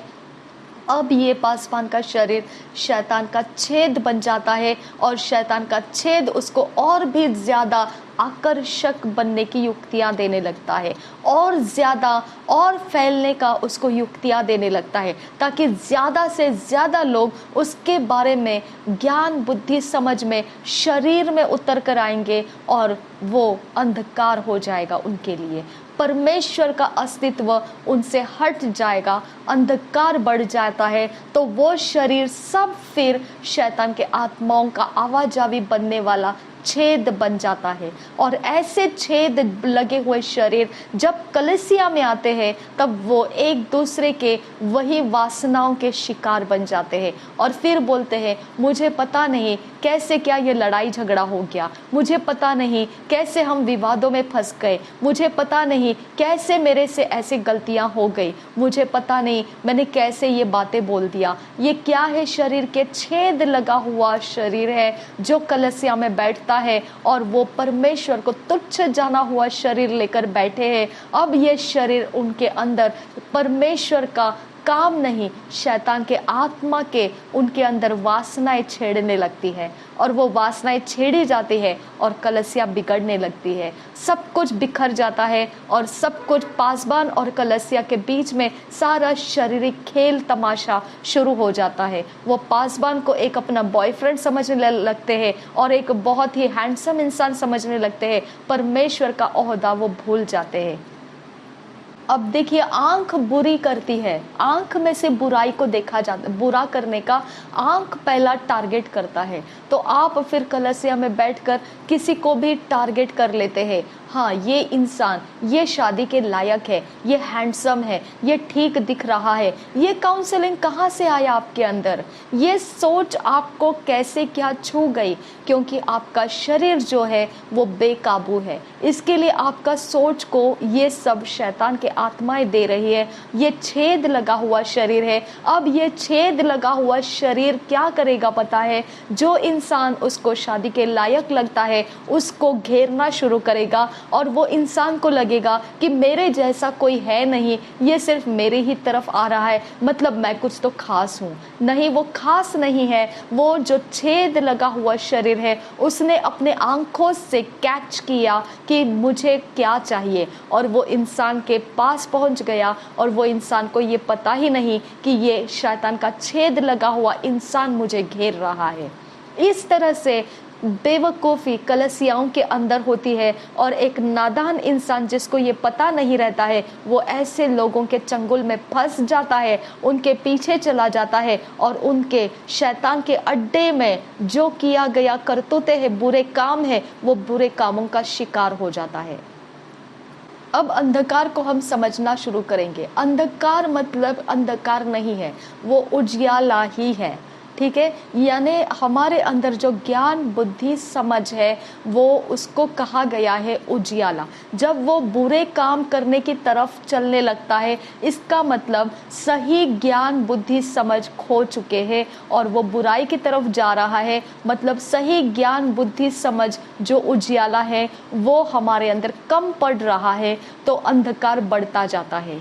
ओके, बुरे काम बढ़ते जाते हैं। अगर सही काम सही चाल जो वचन के अनुसार हमारा चलना शुरू हो जाता है तो हमारे अंदर जो है उजियाला, वो उजियाला भले काम करने वाला उजियाला है और हम बोलते हैं वो उजियाला भले काम करने वाला है। ठीक है, अगर उसी को देखेंगे बुरा कर रहा है कोई तो उसके पास भी उजियाला है, तो वो उजियाला बुरे काम करने का ज्ञान बुद्धि समझ उसके पास है। अब बोलने के लिए फर्क किया गया है। जो बुरे काम करने वाला उजियाला है उसको नाम दिया गया अंधकार। ठीक है, और जो भले काम करने वाला उजियाला है उसको नाम दिया गया उजियाला। लेकिन दोनों भी उजियाला ही है। वो बुरे काम का असर लाता है वो भी उजियाला है, जो अच्छे काम का असर लाता है वो भी उजियाला है। लेकिन दोनों उजियालों को फर्क करने के लिए हमारे समझ के लिए दिया गया शब्द जो है वो बुरे काम वालों को अंधकार कहा गया, अच्छे काम करने वाले ज्ञान बुद्धि समझ को उजियाला कहा गया। याकूब की पत्री पहला अध्याय 17 वचन हम पढ़ेंगे। याकूब की पत्री पहला अध्याय 17 वचन। क्योंकि हर एक अच्छा वरदान और हर एक उत्तम दान ऊपर ही से है और ज्योतियों के पिता की ओर से मिलता है, जिसमें न तो कोई परिवर्तन हो सकता है और न अदल बदल के कारण उस पर छाया पड़ती है। आपको ध्यान देना है, छाया के बारे में बोला है। और एक बार हम देखेंगे याकूब की पत्री उसके पहले अध्याय का 17 वचन हम पढ़ रहे हैं। क्योंकि हर एक अच्छा वरदान और हर एक उत्तम दान ऊपर ही से है, ठीक है, और ज्योतियों के पिता की ओर से मिलता है। यानी अगर कुछ भी भला करना है, कुछ भी अच्छा करना है, कुछ भी परमेश्वर के वचन के अनुसार करना है, तो वो ज्ञान बुद्धि समझ हमारे अंदर कहीं से आ रहा है तो वो परमेश्वर की ओर से आता है। ये कहा है जिसमें न तो कोई परिवर्तन हो सकता है, यानी इसको कोई बुराई के तगड़े में नहीं लेकर जा सकता है, ठीक है, और न अदल बदल, यानी जो बुराई करने का फंदा होता है, बुराई करने की ताकतें होती है, बुराई करने की शक्तियां होती है, उस छाया यानी उस डिमोनिक पोर्टल्स, उस तरह के लोग जो रहते हैं, जो आपको फांसने के लिए आते हैं, आप उनके फांसे में नहीं पकड़े जाते हैं, आप उनके फांसे को पलटा देते हैं, उनके हाथों से छूट जाते हैं और निकल आते हैं, क्योंकि आपके अंदर जो ज्योति है वो कोई भी किससे भी अंधकार यानी बुरे ज्ञान बुद्धि समझ के फंदे में नहीं फंसती है। समझ में आया आपको पावर कितना रहता है? ये ज्ञान बुद्धि समझ का बुरा काम करने वाला जो अंधकार कहा गया है वो भी उजियाला ही है, वो भी नॉलेज विजडम अंडरस्टैंडिंग है। लेकिन जब हमको परमेश्वर के ओर से अच्छे काम करने का वरदान, सब कुछ उत्तम बातें जो आती है वो हमें ऊपर ही से आता है और ज्योतियों के पिता से हमको वो मिलता है। ज्योतियों का पिता वो तरह का पावर हमको हमारे ऊपर वो ज्ञान बुद्धि समझ में रहता है। जब बुरा करने वाला, कोई षड्यंत्र करने वाला, कोई शरीर जो बेकाबू है और वो अपने आप को बुरा काम करने के लिए सौंप दिया है, जिसके अंदर उनके दिमाग चलते हैं कि बुरा कैसा किया जाना चाहिए, जिनको काउंसलिंग मिलता है अपने अंदर से या लोगों के बीच में उठते बैठते हैं और वो जानते हैं कि बुरा कैसा किया जाता है और फिर वो आपकी तरफ बुरा करने का टारगेट लेते हैं, तब आप उनसे बचा लिए जाएंगे। क्योंकि उनकी तरफ से जब आपको आकर्षित करने का किया जाएगा, आपको खींचने का प्रयास किया जाएगा, उनकी तरफ आप खींचे नहीं जाओगे, आप उनसे अलगाव में जीवन जीते रहोगे। समझ में आया? ये बात उजियाला जो परमेश्वर की ओर से रहता है वो अपने पावर को बता रहा है और बुराई का पावर भी आपने देखा किस प्रकार से धन बुरे पावर्स को उपजता है। बुरे पावर्स के पावर को आपने देखा कि आज तक यहूदी लोग उसी बात को मान रहे और सच्चाई तक वो पहुंच नहीं पा रहे हैं। तो बुरे का पावर भी देखा और अच्छाई का पावर भी आप याकूब के पत्री में से अभी पढ़ा कि जब आपके पास ज्योतियों के पिता से जब आपके पास अच्छाई का सब ज्ञान बुद्धि समझ आ जाता है, वो उजियाला इतना पावरफुल रहता है कि उस पावरफुल इंसान को कोई बुरी युक्तियां कैच नहीं कर पाएगी। समझ में आया? वो बुरे फंदे फांसे कैच नहीं कर पाएंगे। वो बुरा इंसान भले ही मसीही दिखता होगा, आपके कलसिया में आकर बैठता होगा, आपका पासबान भी हो सकता है वो, लेकिन आप तुरंत समझ जाएंगे कि नहीं, ये मुझे नहीं करना है। आपको तुरंत उसमें से बच के निकलने का रास्ता देगा परमेश्वर। समझ में आया आपको? तो आप समझिए ये बात को कि कलसिया के अंदर लोग एक दूसरे की तरफ आकर्षित हो जाते हैं, तो समझ जाना है कि यहाँ पे शरीर, छेद लगे हुए शरीर है, जिसके अंदर से शैतान की आत्माएं उनको काउंसलिंग दे रही है और वो एक दूसरे की तरफ आकर्षित हो जाते हैं। ओके, और आकर्षित होने के बाद एक दूसरे को वो घाव करते हैं, वो एक दूसरे का नुकसान कर देते हैं। उनके पास बुराई करने का टैलेंट रहता है, वो टैलेंट में वो काम कर जाते हैं, यानी वो कलसिया में है, इसका मतलब वो आपके फायदे के है, ऐसा नहीं है। समझ में आया? तो ज्योति के अंदर रहने वाला जो पिता है उसके तरफ से अगर सच में आप बने हैं, आपका ज्ञान बुद्धि समझ, तो निश्चित है आप ऐसे लोगों के अट्रैक्शन में फंसेंगे नहीं, उनके खिंचाव में आप उनके पीछे नहीं जाएंगे। ये 100% सच बात है, क्योंकि याकूब की पत्री में ये वर्णन किया गया है। अब हम भजन संहिता के 139 अध्याय का 12 वचन देखेंगे। भजन संहिता का 139 अध्याय का 12 वचन, तो भी अंधकार तुझ से न छिपाएगा, रात तो दिन के तुल्य प्रकाश देगी, क्योंकि तेरे लिए अंधियारा और उजियाला दोनों एक समान है। यानी ये नाम हमारी खातिर है, ये नाम हमको समझाता है अंधेरा क्या है और उजाला क्या है। परमेश्वर के लिए ये नाम नहीं है, ठीक है। मतलब परमेश्वर को ये फर्क नहीं पड़ता है इसे उजियाला या इसे अंधियारा कहे। समझ में आया? यानी ये अंधेरा से हम समझ सकते हैं बुराई जो है वो अंधेरा है और भलाई जो है वो उजियाला है। तो हमारी समझ के लिए हमने उसको नाम दिया है अंधेरा, और हमारे समझ के लिए भले काम समझने के लिए हमने दिया है नाम उजियाला। लेकिन परमेश्वर को ये नामों से फर्क नहीं पड़ता है। उसका कारण यहाँ पर लिखा है, तो भी अंधकार तुझसे न छिपाएगा, ठीक है, रात तो दिन के तुल्य प्रकाश देगी। यानी अंधकार तुझसे न छुपाएगा, मतलब बुरे काम परमेश्वर के सामने छुपे नहीं रहेंगे, बुरी युक्तियां परमेश्वर के सामने खुल के पड़ी रहेगी। बुरे सारी बात, जो भी घटनाएं बुराइयां हैं, सब कुछ परमेश्वर के सामने पर्दाफाश होती रहेगी। कुछ भी छुपेगा नहीं, सब कुछ प्रकाश में रहेगा। इसका मतलब वो अपने अपने काम को उसके सामने जाहिर करते रहेंगे। समझ में आया? और शमूएल जो है वो बोलता है कि मैंने परमेश्वर को ऐसा देखा है। देखिए दूसरे शमूएल के 22 अध्याय के 8 वचन से हम पढ़ेंगे। दूसरे शमूएल के पुस्तक में 22 अध्याय 8 वचन से पढ़ेंगे 16 वचन तक। दूसरा शमूएल 22 अध्याय 8 वचन से 16 वचन हम पढ़ेंगे। तब पृथ्वी हिल गई और डोल उठी और आकाश की नींवें कांप कर बहुत ही हिल गई, क्योंकि वह अति क्रोधित हुआ था। उसके नथनों से धुआं निकला और उसके मुंह से आग निकलकर भस्म करने लगी, जिससे कोयले दहक उठे। वह स्वर्ग को झुकाकर नीचे उतर आया और उसके पांवों तले घोर अंधकार छाया था। देखिए यहाँ पर और एक बार अंधकार के बारे में लिखा है। यहाँ पर लिखा है उसके पांवों तले घोर अंधकार छाया था, ठीक है। अब आगे देखिए, वह करूब पर सवार होकर उड़ा और पवन के पंखों पर चढ़कर दिखाई दिया। उसने अपने चारों ओर के अंधियारे को, मेघों के समूह और आकाश की काली घटाओं को अपना मंडप बनाया। यहाँ पे भी अंधकार के बारे में बताया जा रहा है। ये अंधियारा, इस अंधकार के बारे में हम समझेंगे।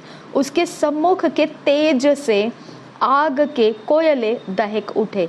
यहोवा आकाश में से गरजा और परमप्रधान ने अपनी वाणी सुनाई। उसने तीर चला चला कर मेरे शत्रुओं को तितर पितर कर दिया और बिजली गिरा गिरा कर उसको परास्त कर दिया। तब समुद्र की थाह दिखाई देने लगी और जगत की नेवें खुल गई। यह यहोवा की डांट से और उसके नथनों के सांस के झोंक से हुआ। निर्गमन के 20 अध्याय का 21 वचन देखेंगे। निर्गमन की पुस्तक 20 अध्याय का 21 वचन। और वे लोग दूर ही खड़े रहे, परंतु मूसा उस घोर अंधकार के समीप गया जहां परमेश्वर था। यानी यहाँ पे आपको ध्यान देना है, ये अंधकार जो कहा जा रहा है, हमने जो अभी पढ़ा दूसरे शमूएल में, वो अंधियारा छाया हुआ था उसके पांवों के नीचे और अंधकार उसको घेरा हुआ था। ये अंधियारा और यहाँ पे लिखा हुआ अंधियारा, अंधकार, ये आपको समझ में आना चाहिए। और वे लोग दूर ही खड़े रहे, परंतु मूसा उस घोर अंधकार के समीप गया जहां परमेश्वर था। यानी वो जगह में जहां परमेश्वर था, तो परमेश्वर अंधकार के बीच में कैसा क्या हो सकता है, हमको ऐसा लगेगा। तो परमेश्वर के लिए अंधकार या उजियाला फर्क नहीं पड़ता है। परमेश्वर के लिए अंधकार नहीं है, परमेश्वर के लिए उजियाला नहीं है। वो खुद के बारे में लिखा है दूसरे शमूएल में, हमने देखा कि वो कहता है कि उसके तेज से, यानी उसकी रोशनी से, ठीक है, भस्म हो रहा था, जल रहा था सब कुछ। तो यहाँ पे हम समझ सकते हैं कि उसका उजियाला कितना बड़ा है। ठीक है, तो हमारे समझ के लिए हमने उसको उजियाला नाम दिया है। परमेश्वर के लिए अंधकार और उजियाला कुछ भी नहीं है। वो अंधेरा रहे या वो उजियाला रहे, वो एक समान है परमेश्वर के लिए। तो अगर हम अभी देखेंगे, अगर एक बत्ती जलाओ, घर के अंदर अंधेरा है और आप बत्ती जलाओ, तो क्या अंधेरा निकल गया? नहीं, वो सिर्फ रोशनी में उसका पावर कम हो गया। ठीक है, अगर आप बत्ती बंद कर दीजिए तो दोबारा आपको अंधेरा दिखाई देगा, यानी अंधेरा लुप्त नहीं हो जाता है, अंधेरा गायब नहीं हो जाता है। उसके अंदर की इंटेंसिटी, उसके अंदर का तेज आपको उसका अंधेरा बताता है या उजियाला बताता है। अगर बत्ती जलाओ तो वो तेज जो है अंधेरे की तेज को कम कर देता है और वो हम बोलते हैं उसको उजियाला। ओके, अगर उजियाले को देखेंगे, अंधेरे को देखेंगे, तो बत्ती ना रहने की वजह से वो तेज में अंधेरा का तेज ज्यादा रहता है और वहां पर हम उसको बोलते हैं वो अंधेरा है। तो अंधेरे को भी आप उजियाला ही कह सकते हैं और उजियाले को उजियाला ही कह सकते हैं, क्योंकि उजियाला और अंधेरा फर्क नहीं पड़ता है, सिर्फ तेज की तीव्रता कैसी है। तेज की तीव्रता ज्यादा है तो वो उजियाला कहते हैं हम, तेज की तीव्रता कम है तो वो अंधेरा कहते हैं हम। अब आपको समझ में आना चाहिए कि जब उजियाला बढ़ता है, उजियाला का तेज बढ़ता है, तो वो उजियाला कहा जाता है।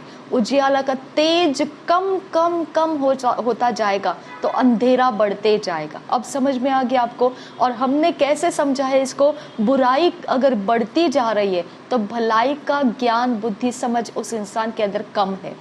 ठीक है, अगर भलाई ज्यादा मात्रा में है, तेज ज्यादा है भलाई करने का, तो वहां पे अंधकार यानी बुराई करने का जो उसका काम है वो बहुत कम रहेगा उसके अंदर। ये एकदम खुले आम दिखता है। इसके लिए वो वचन कहा था कि तेरी आंख बुरी है तो तेरा शरीर सारा अंधकार में है, यानी शरीर को आंख से देखने के बाद में ही शरीर की वासना उबलने लगती है। समझ में आया? इसके लिए वो पासबान का उदाहरण दिए हम लोगों ने। प्रॉफिट ह्यूबर्ट एंजल जी कह रहे कि उसने अगर अपने शरीर को ढीला कर दिया और उसको मस्त बनाने के लिए उसने जिम जाकर अपने शरीर को मस्त बनाया, तो अब उसके जो कांग्रीगेशन है, उसका जो कलीसिया है, उसके शरीर को आंख से देख रहे हैं। ओके, और उनकी वासनाएं तड़पती है। समझ में आया? वो वासनाओं को कंट्रोल नहीं कर सकते, उनके शरीर को, उनका शरीर को, वो पास्टर का जिम के द्वारा बनाया गया शरीर, वो शरीर को आंख ने देखा तो अब वो आंख उसकी लालसा में हो जाता है। अब वो शैतान का छेद बनने के लिए तैयार हो जाता है और शैतान देखता है कि पासबान का शरीर लोगों को शरीर में कमजोर करता जा रहा है, तो वो पासबान को और भी कुछ युक्तियां देता है, और कुछ अटपटा करने की युक्तियां देता है, और ज्यादा लोगों का मन खींचने के लिए उसको शरीर में और कुछ भड़का देता है। तो ये युक्तियां हमको समझ में आना चाहिए। ये शैतान के छेद कहाँ बनते हैं? शरीर के कमजोर अवस्थाओं में बनते हैं।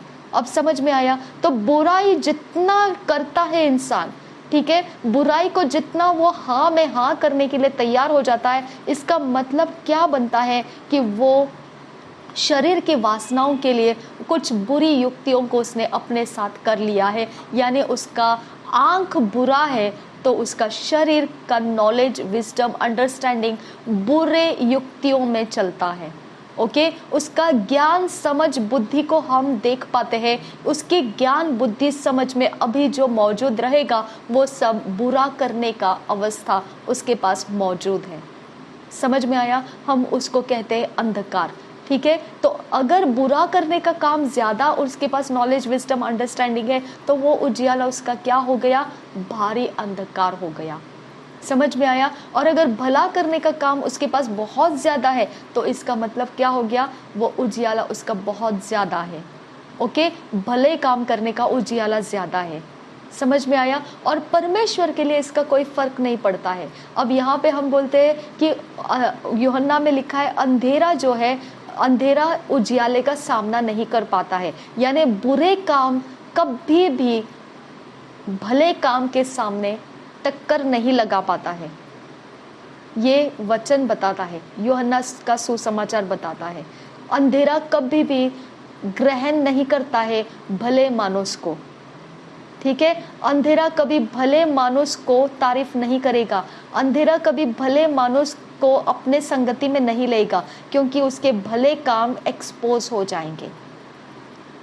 समझ में आया? वो भलाई करने वाला इंसान से छुप जाएंगे, भलाई करने वाले इंसान को दूर भगा देंगे, क्योंकि उनके बुरे काम उसके भलाई के कारण शर्मिंदा हो जाते हैं। समझ में आया? अब हम आगे देखते हैं। अब हम देखेंगे कि हव्वा ने क्या किया था। फल को देखा, लेकिन फल को देखने से उसका प्रॉब्लम नहीं था, उसके पास जानकारी आ गई थी। अंधेरे से मतलब जो परमेश्वर के विरोध की जानकारी उसके पास आ गई थी कि तू सच में मरेगी नहीं, ऐसा जानकारी उसके पास आ गई थी। और उसके शरीर की लालसा क्या थी? उसको ज्ञानी बनना था, परमेश्वर के जैसा बनना था। उसका ज्ञानी बनना या परमेश्वर के जैसा बनना उसको कोई ज़रूरत नहीं था, वो पहले ही परमेश्वर के समानता में बनाए गए लोग थे। लेकिन फिर भी उसके पास अज्ञानता थी, उसका शरीर सेटिस्फाइड नहीं था, अतृप्त था, और वो अतृप्त वासनाओं के कारण उसने बुरा काम करना पसंद कर लिया। आप देख सकते हैं ना किस प्रकार से उसका उजियाला अंधेरे में बदल गया, ओके, और उसका शरीर अंधियारे में बदल गया। समझ में आ रहा है? तो आपकी आंखों से आपकी रोशनी कैसी है? आपकी आंखों से आपकी रोशनी आपके शरीर को ललचा रही है या आपको शरीर को नियंत्रित कर रही है? आपके शरीर को वो मार डालना चाहिए, ऐसी रोशनी आपके आंखों में होनी चाहिए। आपका उजियाला वो होना चाहिए जो शरीर के ऊपर नियंत्रण रख सकता है, आपके शरीर को वो मार के कूट के नियंत्रण में डाल सकता है। वो ज्ञान, बुद्धि, समझ आपकी आंखों को आपने देने की ज़रूरत है। अब हम देखेंगे रोशनी और वस्तु, ये दो चीज़ों को हम देखेंगे, रोशनी और वस्तु। ठीक है, तो रोशनी है तो वस्तु दिखाई देती है, रोशनी नहीं है तो वस्तु दिखाई नहीं देती है। इसका मतलब क्या बनता है? आपको रोशनी चाहिए अगर कोई वस्तु देखनी है तो, ठीक है। अगर किसी का आपने हट्टा कट्टा शरीर देख लिया कलसिया के अंदर, कोई जवान लड़की है तो वो ये सोचती है ये देखने में बहुत अच्छा है, यानी उसका रोशनी क्या है? उसके अंदर के शरीर के वासना को बता रहा है कि इसको अब मैरिज पार्टनर चाहिए, तो ये शरीर अब ठीक ठाक है। लेकिन आपको नहीं पता है कि ये रोशनी सच में अच्छी है या बुरी है।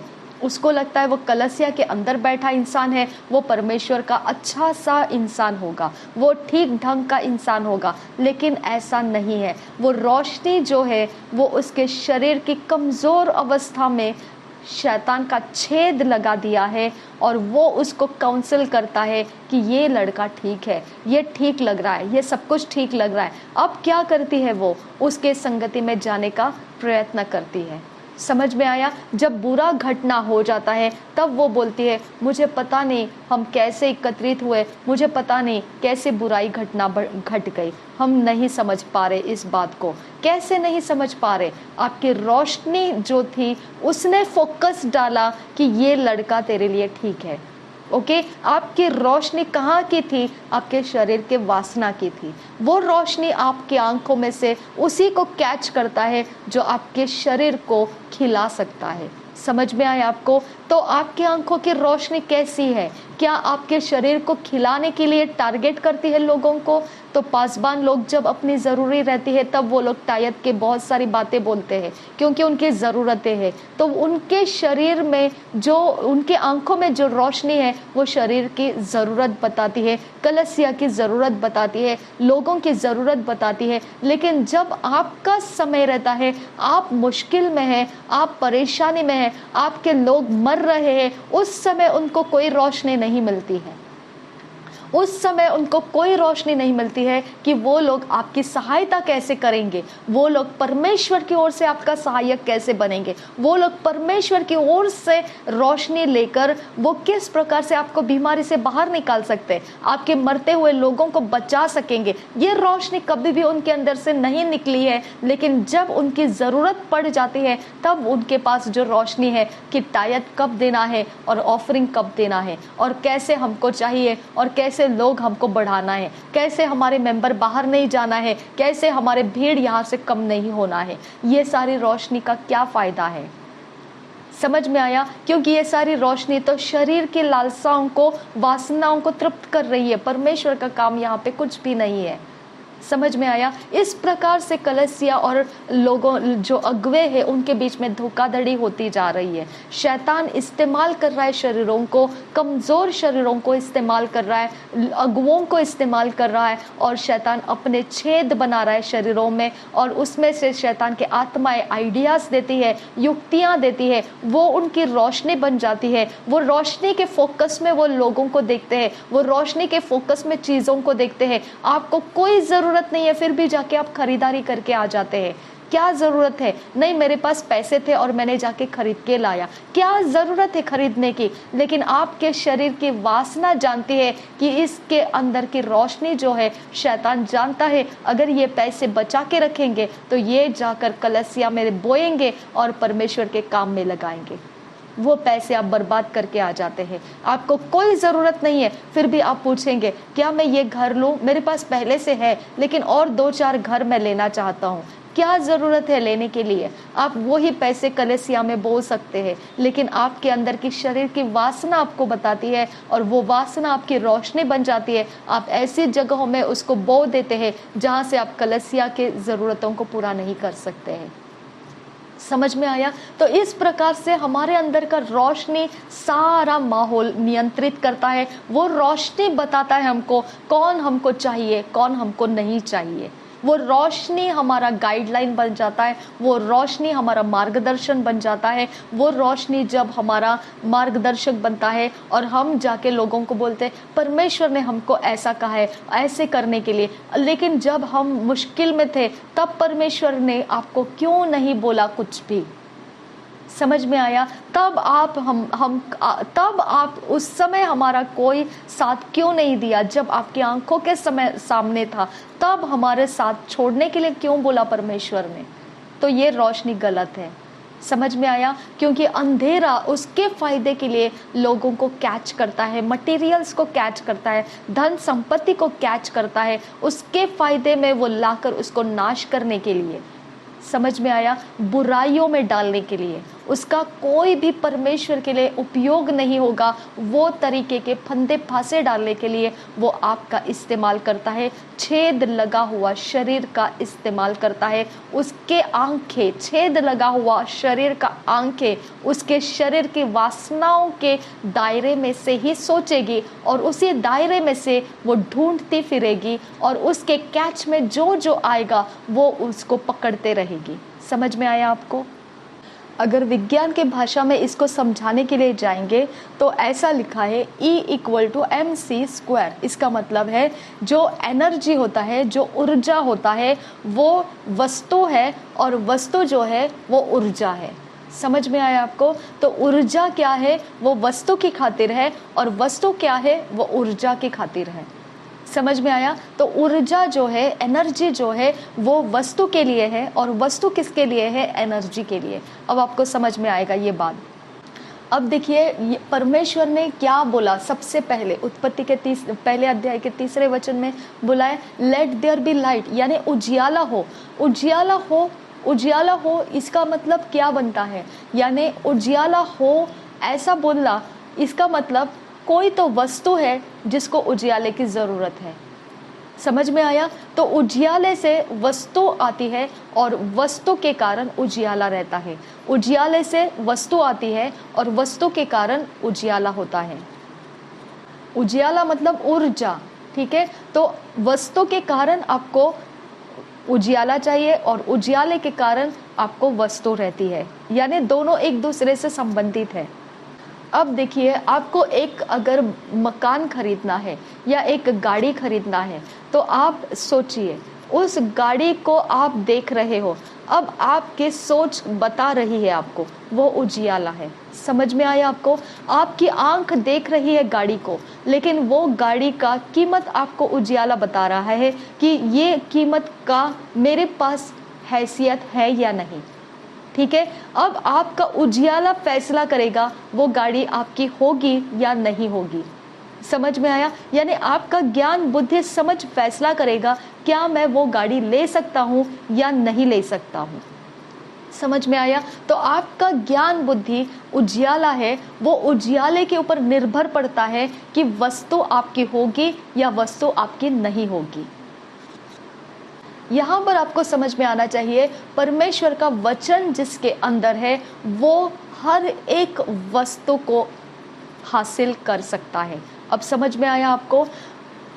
आपको जैसा मैंने उदाहरण दिया, अगर आपको एक कार खरीदना है, आपके आंख ने उसको देखा, आंख ने देखा, लेकिन उसको खरीदने का ज्ञान बुद्धि समझ आपको बता रहा है कि वो आप नहीं खरीद सकते हैं क्योंकि आपके पास उसकी कीमत नहीं है, या आपके पास रखने की जगह नहीं है, या आपको कोई ऐसी प्रॉब्लम है जिसके कारण वो आप खरीद नहीं सकते हैं, लेकिन आपकी आंख देख चुकी है कि आपको वो चाहिए।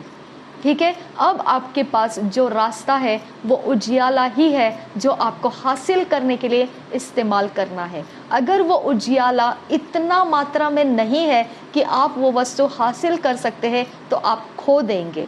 अगर वो उजियाला बहुत मात्रा में है और आप हासिल कर जाओगे। समझ में आया? तो उजियाला और कुछ नहीं है लेकिन आपके अंदर की जानकारियां, ये उजियाला है। और लोग स्कूलों में क्या करते हैं, इसी उजियाले को वो एक बंदिश में डाल देते हैं, सिर्फ हिस्ट्री सीखने के लिए या ज्योग्राफी सीखने के लिए, और बाकी कभी भी कुछ चीज़ें सिखाते नहीं है। फिर लोग उसी चीज़ के अंदर अपने आप को बिठा देते हैं और पूरे मरते दम तक उसी चौखट के नॉलेज, विजडम, अंडरस्टैंडिंग में वो जीते जाते हैं। लेकिन परमेश्वर जो है, वो उसने जो सृष्टि बनाया है वो सिर्फ स्कूलों की पढ़ाई के सीमा के अंदर ही नहीं है, उसके मर्यादा के अंदर ही नहीं है, उसके मर्यादा में भिन्न भिन्नता है। ठीक है, कोई हिस्ट्री में बहुत ज़्यादा माहिर है, कोई ज्योग्राफी में माहिर है। हिस्ट्री वाला ज्योग्राफी नहीं समझ सकता है, ज्योग्राफी वाला हिस्ट्री नहीं समझ सकता है। जिसको मैथमेटिक्स आता है वो साइंस नहीं समझ पाता है, जिसको साइंस आता है वो मैथमेटिक्स नहीं समझ पाता है। यानी उसके अंदर भी इतनी भिन्नता है, अंदर ही उसके दायरे के अंदर भी इतनी भिन्नता है। तो आप सोच सकते हैं परमेश्वर के पास उसके बाहर और कितना कुछ है। इसके लिए तो वो वचन कहा है, तुम शैतान की युक्तियों से वाकिफ होंगे तो उसके दांव तुम पर नहीं चलेंगे। यानी तुम पर दांव नहीं लगना चाहिए, तो उसकी युक्तियां भी आपको समझना जरूरी है। वो भी आपके जिंदगी का हिस्सा है, आपको समझ में आना चाहिए। वो भी आपका ज्ञान बुद्धि समझ में होना जरूरी है। समझ में आया? अगर ये आप नहीं समझोगे तो बाकी सब चीजें हैं, लेकिन ये ना होने के कारण आप शैतान के द्वारा नुकसान में पड़ जाते हैं। आपको जो उजियाला दिखता है वो ये बताता है कि आप वो कार नहीं खरीद सकते हैं। किसने बोला आपको? आपके अंदर का कमकुवत उजियाला बता रहा है, कमजोर उजियाला, कम ज्ञान बुद्धि समझ आपको बता रहा है ये। ओके, आपको ये ज्ञान बुद्धि समझ बता रहा है कि आपके पास जगह नहीं है रखने के लिए। ओके, आपको ये देखिए, मैं आपको बताता हूँ कि जो धन लिया जिन पहरुओं ने, ओके, वो धन लेकर उन्होंने जो शब्द डाला तो आज तक यहूदियों के लिए वो बाउंड्री बन गया और वो बाउंड्री के बाहर वो निकल नहीं पा रहे। आज भी वो यही बोलते हैं कि यीशु मसीह पुनरुत्थित हुआ ही नहीं है। आप पावर देखो धन का, वो ही बाउंड्री आपके ऊपर डाला गया रहेगा तो आपका ज्ञान बुद्धि कभी भी वो चीज़ें हासिल नहीं कर सकता है जो आपके आंखें देख रही है, कभी भी हासिल नहीं कर सकता है, क्योंकि आप उस दायरे के अंदर बैठ गए हैं जो दायरा धन के द्वारा, ओके, बुराइयों के द्वारा आपके ऊपर डाला गया है। समझ में आया? आपको उन दायरों के बाहर निकलने का रास्ता जो है वो आपको सीखना पड़ता है। वो स्कूलों में नहीं सिखाया जाता है, कॉलेजों में नहीं सिखाया जाता है, इवन कलसिया के अंदर पासबान लोग भी ये बात को नहीं सिखाते। आपको सीखना ही पड़ेगा, नहीं तो आप कुछ भी हासिल नहीं करेंगे। आपको लगेगा बस इतना ही दुनिया है और इतना ही मेरे लिए है, इसके बाहर मेरे लिए कुछ भी नहीं है। ये आपका धोखा है, अंधकार है। ये अंधकार इतना ज़्यादा है कि आपके लिए वो फायदे का नहीं है। अगर आप देखेंगे कि जो हग्गार था उसको पानी की ज़रूरत थी, उसका बच्चा मर रहा था। वो मरने के वक्त में वो प्रार्थना कर रही थी, वो रो रो कर दुहाई दे रही थी कि अब मेरा बच्चा तो मरने ही वाला, मैं दूर जाकर बैठूंगी और वो मरने तक मैं इंतज़ार करूंगी। अब यहाँ पे क्या देखना है आपको, जहाँ स्वर्गदूत आया उसकी बुद्धि को उसने दिखाया, उसके ज्ञान बुद्धि यानी उसकी आंख नहीं देख पा रही थी पानी, तो उसकी निराशा इतनी ज़्यादा हो चुकी थी कि वो अपने बच्चे को मरते देखने के लिए तैयार रही थी। समझ में आया? वो मरते देखने के लिए तैयार हो गई थी कि मेरा बच्चा अभी मर जाने वाला है। तो आपके अंदर का अंधेरा अगर ज़्यादा है तो आप निराशा ही देखेंगे, आप हमेशा फेलियर्स को देखेंगे, डिप्रेशंस को देखेंगे, हताशा को देखेंगे और आप चीज़ों को जाने देते रहेंगे, आप खो जाने के लिए तैयार रहेंगे, क्योंकि आपका अंधेरा ही इतना ज़्यादा है, अज्ञानता इतना ज़्यादा है कि आप पॉसिबल को देख नहीं सकते, संभवता को देख नहीं सकते हैं। लेकिन देखिए फर्क क्या पड़ा, जैसे ही वो स्वर्गदूत उसका मुलाकात किया, उसने उसकी आंख को बताया वहां पर कुआं है और जा वहां से तू पानी ले। यानी इसका मतलब क्या है, उसने आपके आंखों को बताया यहाँ पर तेरा जॉब है। उसने आपके आंखों को दिखने नहीं दिया था, तब अंधेरा था। ओके, तो इस प्रकार का भी अंधेरा है, जो अंधेरे से आप चीज़ों को देख नहीं सकते हैं।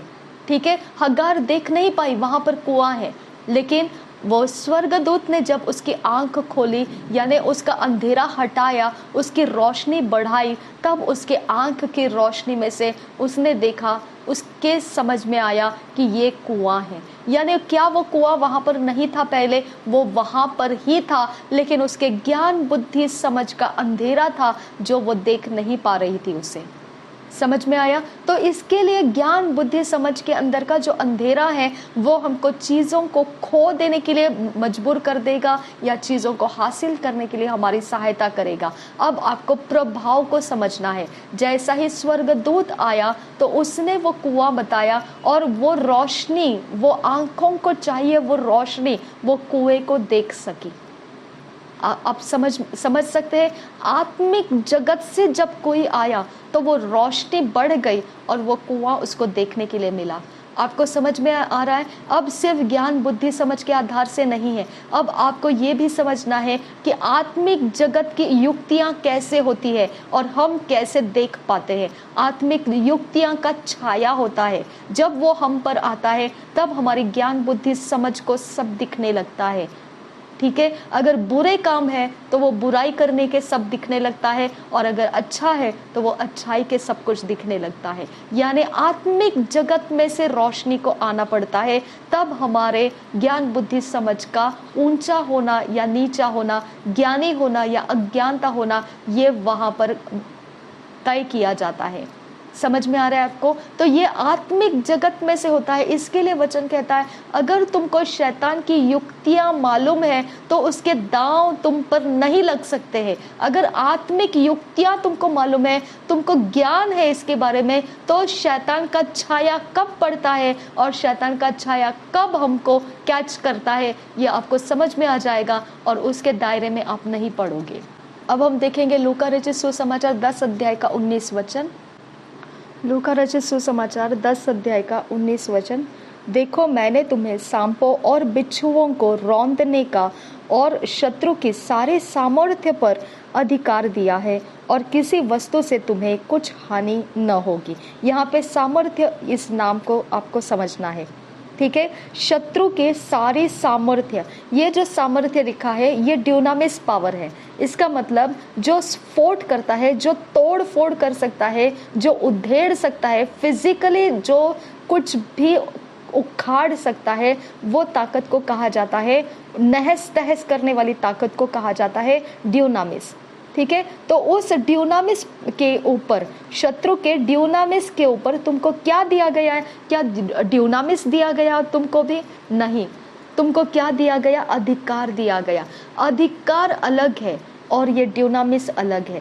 अधिकार को आप पुलिस अफसर को देख सकते हैं, जो ट्रैफिक कंट्रोलर रहता है रोड के ऊपर, वो अगर एक विसल करेगा या हाथ ऊंचा करेगा या सिग्नल दिखाएगा तो गाड़ियों को, कितनी भी लोडेड गाड़ियां क्यों ना हो, चाहे कितनी भी कीमती गाड़ियां क्यों ना हो, चाहे कितना भी बड़ा अफसर क्यों ना हो, तो भी उसके एक आवाज से उन सारी गाड़ियों को रुकना पड़ता है। ठीक है, इसे कहा जाता है अधिकारी। ठीक है। तो अधिकार लेना मतलब क्या है? वर्दी पाना। वर्दी के पीछे अगर आप देखोगे पूरा सरकार लगा हुआ रहता है, आप उस वर्दी का विरोध नहीं कर सकते। अगर उस वर्दी का विरोध करेंगे, पूरा सरकार आपका विरोध आकर आपके साथ लड़ेगा। समझ में आया? तो अधिकार का पावर आप देखिए, अधिकार की शक्ति आप देखिए। अधिकार वर्दी से दिया जाता है, अधिकार की वर्दी आपको दी गई है।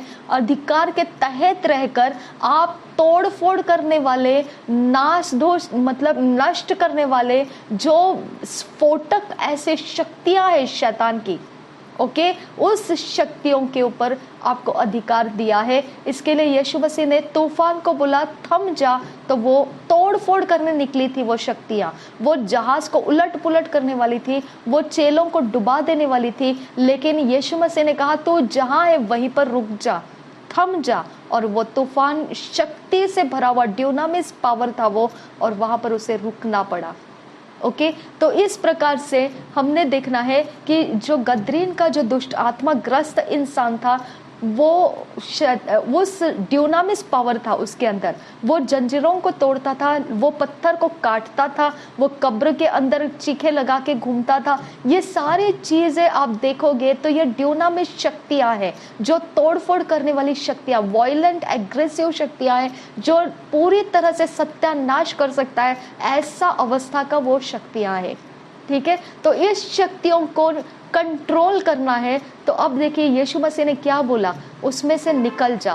क्यों बोला? सिर्फ शब्द ही काफी था उसका, अधिकार भरा हुआ शब्द ही काफी था। वो अधिकार का इस्तेमाल किया और इतनी भयानक दुष्ट आत्माओं को वहां से निकल जाना पड़ा। समझ में आया आपको? और वो भी उस अधिकार के तहत यीशु मसीह जब है तो उनको उस अधिकारी को पूछना पड़ा, तो हमको यहाँ से मत निकाल, कम से कम हमें सुअरों में जाने दे। यानी उनको सुअरों में जाने का भी इजाजत नहीं रहता है।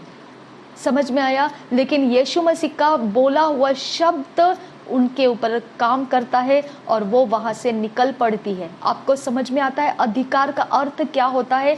अधिकार क्यों माना जाता है? आप ट्रैफिक पुलिस वाले को, आप उसकी आवाज को ना सुनते हुए निकल जाओ, आपको पता लगेगा अगले ही स्टॉप पर आपको कैसा घेर लिया जाएगा। समझ में आया? जब आपका अधिकार भरा हुआ शब्द निकलता है और शैतान मानता नहीं है, तो अगला जो स्टॉप है शैतान के लिए वो है परमेश्वर का सारा सरकार उस शैतान के विरोध आके उसके साथ फाइट करता है। आपको समझ में आना चाहिए अधिकार का अर्थ जरूरी है या फिर ड्यूनामिस पावर हमको चाहिए। हमको क्या दिया परमेश्वर ने? अधिकार दिया, ड्यूनामिस नहीं। हमको अधिकार दिया, जाकर तुम क्या करो? अभी तुम जाकर अधिकार से बोलो और अधिकार से तुम देखोगे चीजें बदल जाएगी, वो शक्तियां निकल जाएगी, गरीबी निकल जाएगी, जो भी दुर्घटनाएं हैं वो टल जाएगी, जो भी बुरे समय है वो आपके ऊपर छाया नहीं कर पाएगी, कोई भी निराश करने वाली अवस्था आप तक नहीं रहेगी। आपको जो हासिल करना है अधिकार के साथ आप हासिल करते जाओगे। अधिकार का शब्द आप समझ लीजिए। अब इस वचन में आप समझ सकते हैं, पहले वाले वचन में हमने देखा शैतान की युक्तियों से हम वाकिफ है, इसके लिए उसके दांव हम पर नहीं चल सकते, ऐसा लिखा है। यानी युक्तियों से, तकनीक से वो ड्यूनामिस शक्ति को इस्तेमाल करता है। समझ में आया आपको? उसके दांव क्या लगते हैं? दुर्घटनाएं होती है, फाइनेंस फेल हो जाता है, तरक्की नहीं होती है, ये ड्यूनामिस शक्तियां लगाता है, तब जाके वो हमारे ऐसे काम बिगाड़ता है। तो ये ड्यूनामिस शक्ति के बारे में युक्तियों से लगाया जाता है, शैतान युक्तियों से लगाता है। वहां पर लिखा है हम उसके युक्तियों से वाकिफ है, इसके लिए उसके दांव हम पर नहीं चलेंगे।